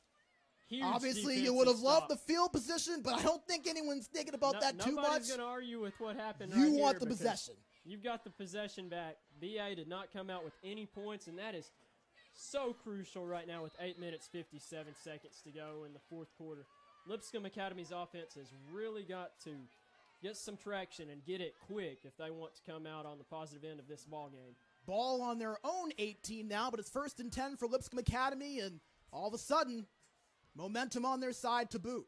White throwing, screen pass, finds his wide receiver to freshman Tristan Silva, who gets a modest gain over towards the 25-yard line. A lot of the young guys stepping up tonight. Good little screen pass play right there to create a little bit of yards gained, and of course they get that out of bounds to stop the clock. Mustangs are going to be looking for that tonight with the situation they are in right now. Tristan Silva is the 8th player to catch a pass for the Mustangs tonight. It's been a very balanced attack for this Lipscomb Academy offense. And we're seeing a lot of young guys step up. We mentioned Aaron Younger, the sophomore with a touchdown. Jackson Spencer, a sophomore. Tristan Silva, a freshman. So we're seeing a lot of the new blood of the Mustangs, these underclassmen, stepping up against, again, an 8-0 undefeated team that is ranked top 50 in the country coming into tonight. Absolutely. Braden, I love that you're mentioning that because I think that that has ultimately been a huge factor in this game tonight. The fact that the Mustangs have been able to utilize so many different spots on the field and really give the Brentwood Academy defense that is so good and so hard to make plays against a lot to think about tonight. And the reason there was a stoppage is that there was an injury over on that left sideline on the Mustangs. I couldn't see who exactly that was, but that was why we had the quick pause. So now we're underway, 14 seconds to go on the play clock. 2nd and 3 for the Mustangs. White fakes the handoff, airs it out towards his receiver, Younger, but he could not haul that in. And Younger almost could have hauled that in with one hand right there, it looked like. Pretty good little hop right there. He certainly tried. Certainly, certainly. 3rd and 3 now coming up for Lipscomb Academy. Ball at the 25. Caleb Grooms' 2nd interception on the day was what set up the Mustangs with this possession. Hadn't had a pick all season coming into the night, and he decided to double up on it. 8:30 to go here in regulation. White with 2 receivers to his right. 3 to his right, none to his left. Fakes the handoff. White, middle of the field, almost intercepted. Another dangerous pass right there. As we got a little bit more pushing and shoving there for a second, but it gets separated quickly. And White was kind of looking towards the middle of the field. I couldn't tell exactly who that was going towards, but just overshot his target. And it looks like it was intended for Aaron Younger, number 16. Younger again, they are targeting him quite a bit tonight. It's 4th and 3, and the Mustangs offense has stayed out on the field.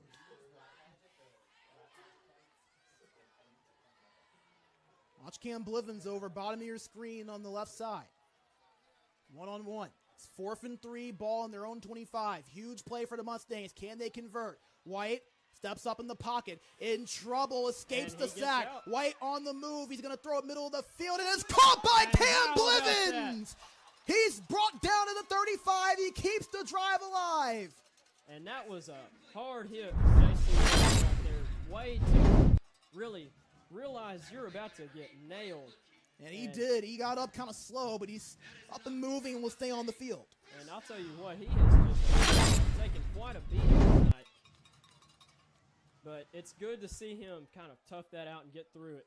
Old school ball game calls for old school toughness. Yeah, J.C. White, he is toughness personified. Remember, he got knocked out for a play in this game earlier after a hit to the helmet in the second quarter and came right back in. So if you want to talk about tough, number 0 might be the first thing that comes out of that. It was a direct snap to Lincoln Higginbotham. Brentwood Academy, they are adamant that it's going to be a false start on the Mustangs. And it looks like the Mustangs may believe that as well. A few of their players heading back right now. Yeah, and there they go. They'll move 5 yards back. And this is what we've kind of seen tonight. Every few good plays is always met shortly after with negative penalty. I mean, you go back to the interception. Caleb Grooms had the Mustangs near red zone territory or in red zone territory, but a holding penalty knocked them back to where the original catch was. So it kind of just goes to show you that penalties have mired both of these teams. I mean, we were at 195 yards in penalties between these two at halftime. We're inching close to 250 now. White flushes out to his left, looking, throwing, finds Cam Blivens, who holds on to it. He climbs the ladder, skies up, and hauls in the pass. And I'll tell you what, that was a dangerous catch right there. You see Cam Blivens, he really elevated, but fortunately he just landed right there on it. Nothing too terrible of a contact right there with the turf. Cam Blivens, I mean, he shows every bit of that basketball background every time you watch him play. You see him holding his back a little bit, and I'm sure that stung when he came down. Yeah, that was a long fall. As Higginbotham takes the snap, he is met behind the line of scrimmage. There was nowhere for him to go. Those Eagles just swallowed him up right there, and that's one of those cases where we don't see a ton of blocking around the runner right there. That makes a difference because it does not really give your runner as much room to work with and as much time to make plays and skirt around that defense. 6:09 the play here in this fourth quarter. 3rd and 5 coming up. Ball spotted at the Mustangs' 40-yard line. Got to get into the 45 to move the chains. White to throw. Looking, middle of the field, finds his man. And it's Blivens again, I believe. No, it's not. Looks like that was Aaron Younger. Aaron Younger. We've heard his name. Actually, excuse me, Jackson Spencer on the catch. Spencer, okay. He's been Mr. Reliable for the team outside of Blivens. Mustangs running quick. White passing it again. Scrambles left, flushes out. Heaves one to Blivens. It's caught. Gets out of bounds at the 31-yard line. The clock. Gain of 16. Mustangs on the move once again. And Braden, of course, we've got to watch the Mustangs get points on the board on this drive right here if they want to see this game extended to potentially give them a win. But if they do put points on the board here on this drive, are you thinking that we might be looking at a onside kick again? I mean, it's possible. It worked the first time. However, you got to remember Brentwood Academy. They're going to probably remember that. Right. Be leery of the onside kick. But you have all 3 timeouts, so you could trust your defense. A lot of options for Jamie Graham, but he's got to get 8 points here first. White throwing towards the right sideline. Absolutely nobody home. So it will fall harmlessly to the ground, incomplete, with 5:31 to play. That may have just been one of those plays where it kind of came off of his hand a little bit weird. Otherwise, it could be one of those instances where some of the younger guys on the roster are not quite as familiar with the new positions they've been moved around into and don't quite know the playbook as well for that potential position. 2nd down and 10, ball at the 30-yard line. This drive got set up on an interception from Caleb Grooms, his 2nd on the night and on the season. Lipscomb Academy looking to convert. White looking, flushes out to his left. He wants it all towards the end zone for Blivens. Oh, he almost caught it, but he could not survive it all the way through. And that's good defense there, but once again, the defenders, they did not turn their heads. It makes you wonder, they threw the flag against Blivens on the other end of the field against the pass for BA. Wonder why they might not have done that here. Can I just say, though, all of that aside, Blivens almost made that catch with one hand. That would have been Sports Center top 10 without question. That would have been pretty amazing. We've seen Super Blivens do some pretty super fabulous things. Does he have a couple of more heroic plays in him? 3rd and 10, ball on the 30. Mustangs need a touchdown here. White steps up in the pocket, looking, throwing, finds Kleinite, but it's batted away. A great defensive effort by Easton Joyner, the senior. Brings up 4th down. This is kind of do or die right here for the Mustangs. Not to say that the game would be completely over if they cannot convert here, but this is crucial. And now is when you're really missing out on some of those points that you weren't able to get. Right. The missed 4th down conversion at the end of the half where you didn't get points. That just kind of brings us back to 2 plays that have made such a difference in this game. You know, the play that got intercepted after a bobbled pass, and then 4th and 10. White fakes the handoff, is looking downfield. White throws it deep, and it's going to be down, and a penalty call, pass interference. That will be pass interference. The receiver had no shot on the ball right there because Brentwood Academy had him wrapped up right there at the line. Jackson Spencer got tripped up, and, I mean, that's a bailout if you've ever seen one if you're the Brentwood Academy defense. And that drives the coach crazy on the other side, but if you're the Mustangs, that is a huge sigh of relief, automatic 1st down, and Lipscomb Academy keeps this drive alive. And on top of that, ball on the 15, they're in red zone territory. Absolutely, yeah. You know, Brentwood Academy's coach has probably got to be coming out of this game scrutinizing his team a little bit for the messy play on the field that's resulted in some penalties. I mentioned this stat earlier. Coming into the night, Brentwood Academy's opponents have only reached the red zone 5 times. If I'm correct, this is the 4th red zone trip tonight for the Mustangs. Absolutely. So they've almost matched that total on their own. Impressive display for sure against one of the top teams in the state. White hands this one off to Higginbotham. He had nowhere to go. He was met by number 11, Bennett Spillman, the senior. And if Lipscomb Academy can capitalize on this drive, they have scored more points against Brentwood Academy than, well, they will have tied for 7 of their opponents previously. And they could surpass it because, remember, more than likely they're going to have to go for 2 being down 16. 4:33 to play. 2nd and 13, ball on the 18-yard line. White to throw it. Looking to his left. Airs it out, finds his intended target. That's Jackson Spencer once again. That gets it up to about the 12. 3rd and 5. Not a 1st down, but still plenty of room to work with, fortunately. Ball spotted at the 10-yard line. Could argue maybe it was close to 9 from where he was at. But like I said, I'm not an official. I didn't dress up as anything for Halloween, and an official didn't come to mind. So 3rd and 5, ball on the 10.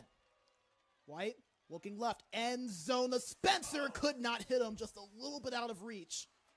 And he'll fall incomplete. 3rd down now becomes 4th down. Just a little too much air on that ball for Spencer. He connected with him last week for a touchdown around the same part of the field.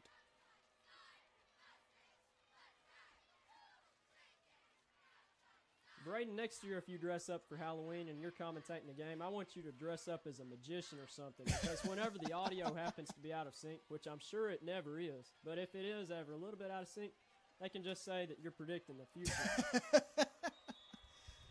I'm no Nostradamus, but, you know, it can make you look a little smarter than you actually are when that audio is delayed, so.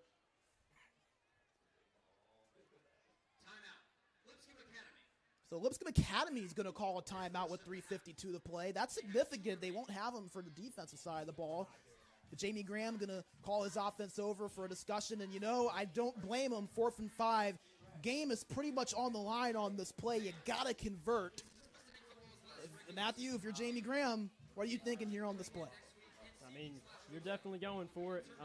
On this play, we have just seen a little bit of all over the place tonight with where they found their success. They found it in the short pass game. They found it in the long pass game.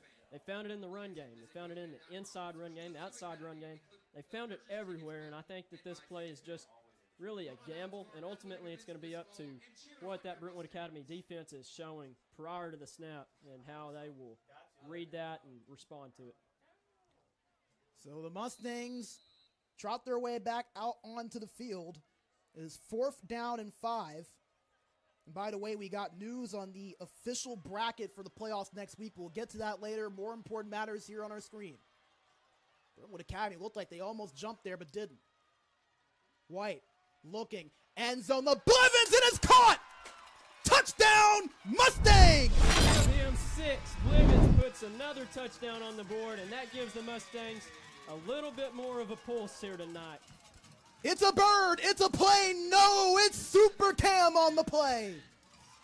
And now the Mustangs have to set the elation aside for just a moment because they have to go for 2 and convert to make this a 1-score game. This is where Coach Grimm has probably got to be thinking, I just want these guys out there to be thinking and to be focused. They need to really be dialed in on what's happening. 9th receiving touchdown on the year for Blevins.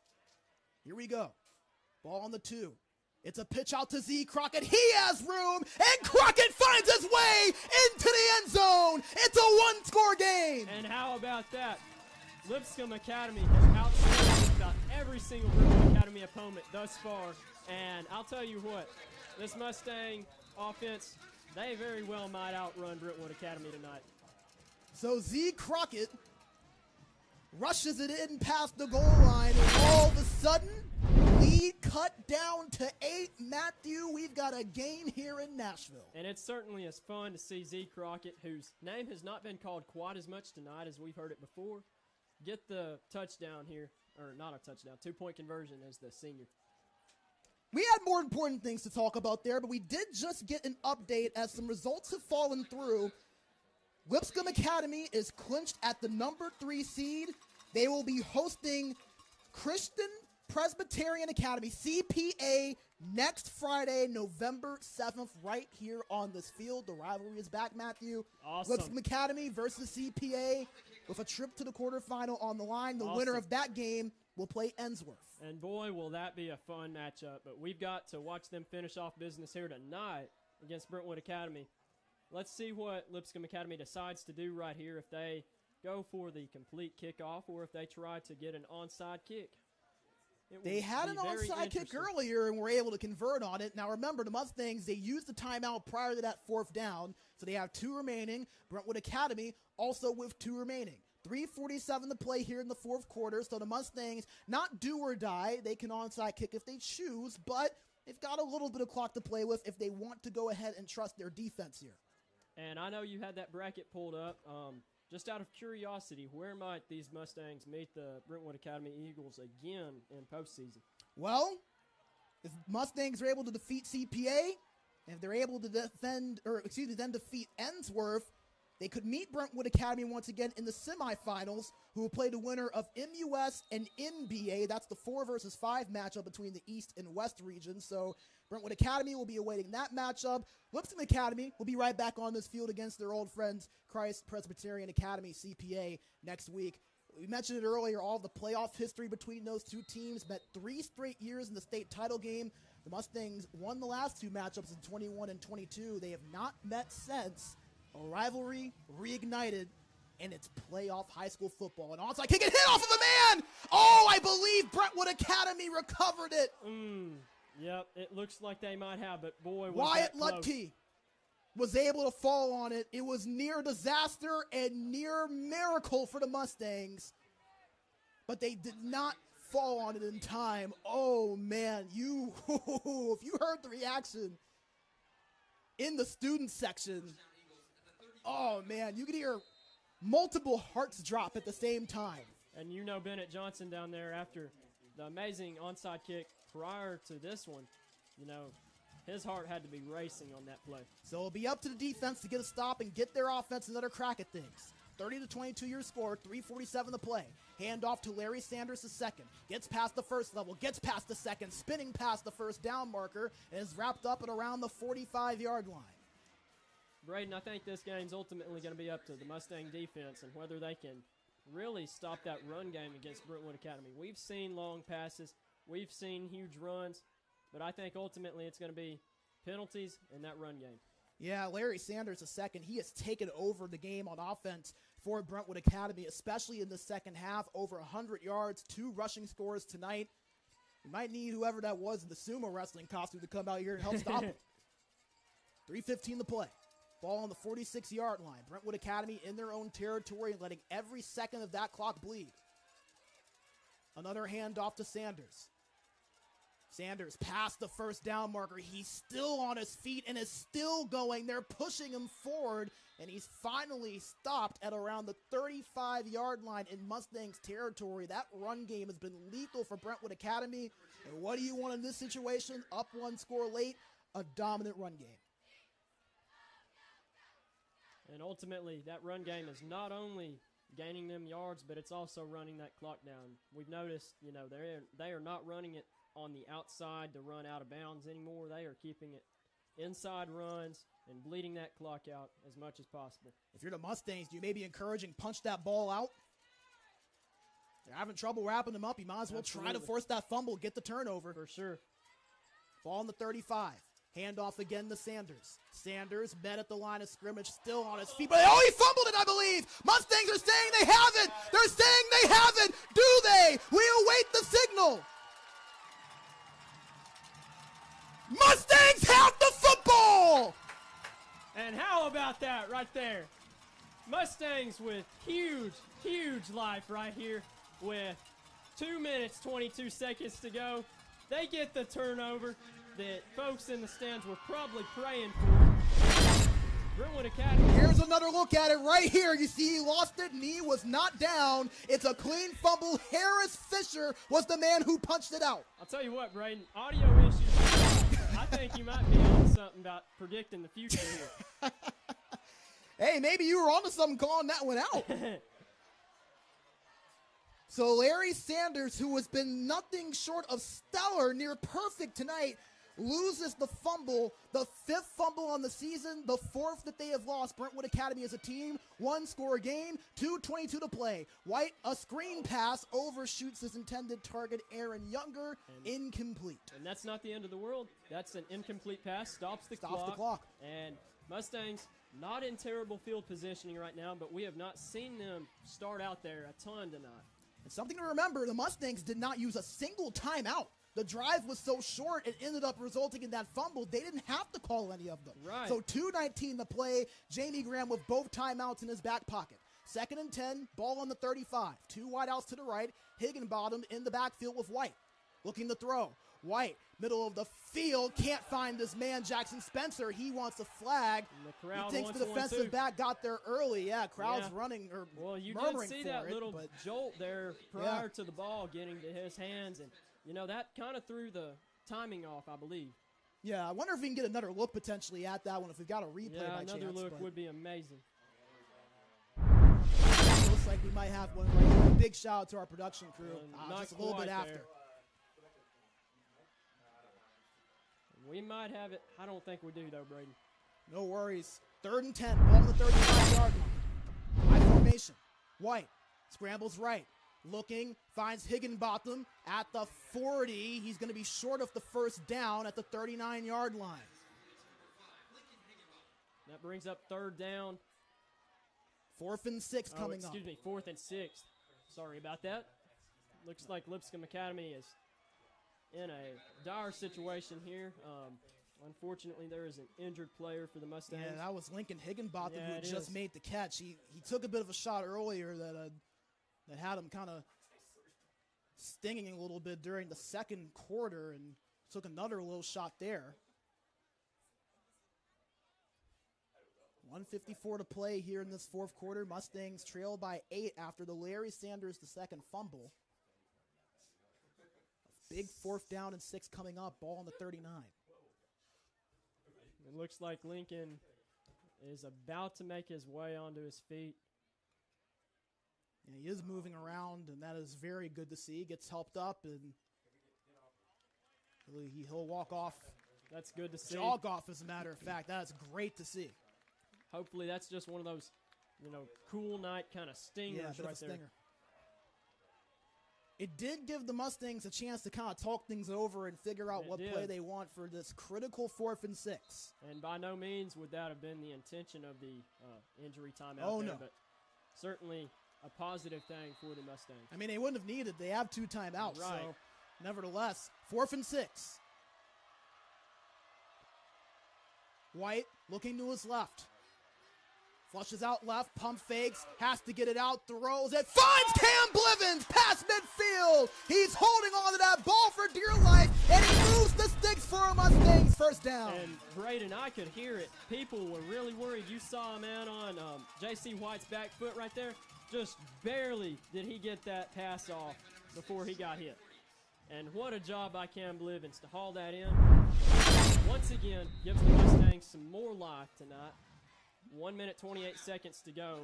Good thing to see that clock stop with the Mustangs timeout. And the Mustangs call a timeout. They'll have 1 more remaining. Big shout out, by the way, to our crew up top for getting a great shot there of that Cam Blivens catch. 1:28 to play here in quarter number 4. If you are joining us late, we'll set the table for you. You have missed a fun matchup here on Halloween night. The Mustangs trailed as much as 16 earlier on in this game, and even in the 4th quarter. But they have fought and clawed their way back into this one. They scored on a touchdown to Cam Blivens. Z Crockett converted on a 2-point conversion. Then Lipscomb Academy punches the ball out of the hands of Larry Sanders II on a run play. They recover the fumble and now find themselves in Eagles territory on the 45-yard line. They need a touchdown and a 2-point conversion to tie this game up. Can they find it? 2 wideouts to the right, 1 to the left. White to throw. Has some time, looking, airs it out. Almost intercepted. It was intended for Aaron Younger. It almost found its way into the arms of Romel Kuhn Jr. What a blessing there for the Mustangs that was a quick pass that just kind of bounced off of his chest pads right there, shoulder pads, I mean. And, you know, I love what you said there earlier about how this has been such a fun matchup. I bet this has been one of Brentwood Academy's, most difficult and probably most uncomfortable matchups of the season. Only 1 game for them this season has been decided by a possession. That was in the win versus Briarcrest a few weeks ago. Mustangs in position to pull off a massive win. White looking, flushes out to his left, under duress. White going to take off and run and just steps on out of bounds. It was right towards the line of scrimmage. Once again, that does stop the clock, though. 1 minute 19 to go. 3rd down. 1:19 to play. They'll officially mark them down at the 46. So a loss of 1. 3rd down and 11 with 1:19 to go. And Brentwood Academy's defense, you see them spreading the field quite a bit right now. They are filling up that space way on back past the line of scrimmage quite a bit. Probably expecting a larger attempt for gain right here. Z Crockett to the left of J.C. White in the backfield. White fakes the handoff to him. He's under pressure. He gets past the sack. White is looking downfield. He's just going to chuck this one towards the left sideline for Aaron Younger, but he could not haul it in. And I like that he threw that out of bounds. White did have a few opportunities to get that pass off, but it's much better to toss that out of bounds right here than cost the game on a turnover. 4th down and 11. The Mustangs have already converted on 2 4th downs so far on this drive alone. And this is really the Brentwood's perfect season on the line on this play right here. If their defense comes up with a stop, they will have more than likely outlived the Mustangs, but the Mustangs have other things in mind. 4 seconds were left on that play clock, so a timeout going to be called. And that's probably a good thing regardless of how much time was on the play clock. Good to talk this over on such a huge play for the Mustangs right here.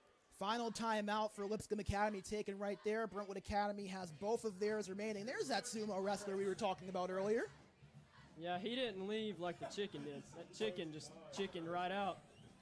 I wonder if they have the stream on their own side, because the minute I said that, they started jumping for joy. And a 4th down conversion, maybe a touchdown, a 2-point conversion after that. I think you get a lot of that reaction here if the Mustangs can make that happen. Absolutely, absolutely. Mustangs not wasting a second of their timeout to talk things over. Potentially what may be the last timeout of their regular season. Hopefully not. Blivens is going to be to the top of your screen, number 7 in purple. He'll be the lone man out to that right side. It's a bunch set the rest of the way. 4th down and 11. Mustangs have to get just a little bit beyond the 35 to keep this going. Can they make another play happen? White steps back, scrambles right, looking, airs it out deep towards Blivens. He almost caught it with one hand, but he could not survive the ground. Mustangs are asking for a flag. They're not going to get it. I mean, Braden, that could be one that goes either way. I mean, they could toss the flag. Unfortunately for the Mustangs, it looks like they're not going to. Turnover on downs. Brentwood Academy takes over.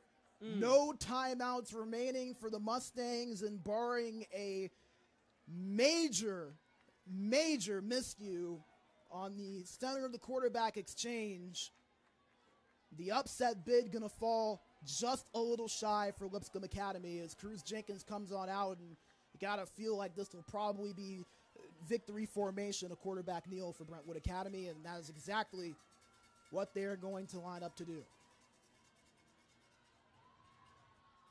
Cam Blivens almost made the play of the century for the Mustangs. It looked like Odell Beckham in 2014, a one-handed catch. He had it for about half a second, but he could not survive it all the way to the ground. But nevertheless, again, this does not impact anything for the Mustangs in terms of their playoff implications. They're locked in as the 3 seed in the West region. They will be playing CPA on this field next week. We've talked about it a little bit, Matthew, a long-time rivalry that has been absent from our lives for the last few years, but it has reignited in a critical playoff matchup with both teams' season on the line. That's right. Yeah, this has been a really fun matchup tonight. They have given Brentwood Academy a huge run for their money. Brentwood Academy came to trick or treat, and they just barely come out without getting the big jump scare. And Lipscomb Academy, they are awful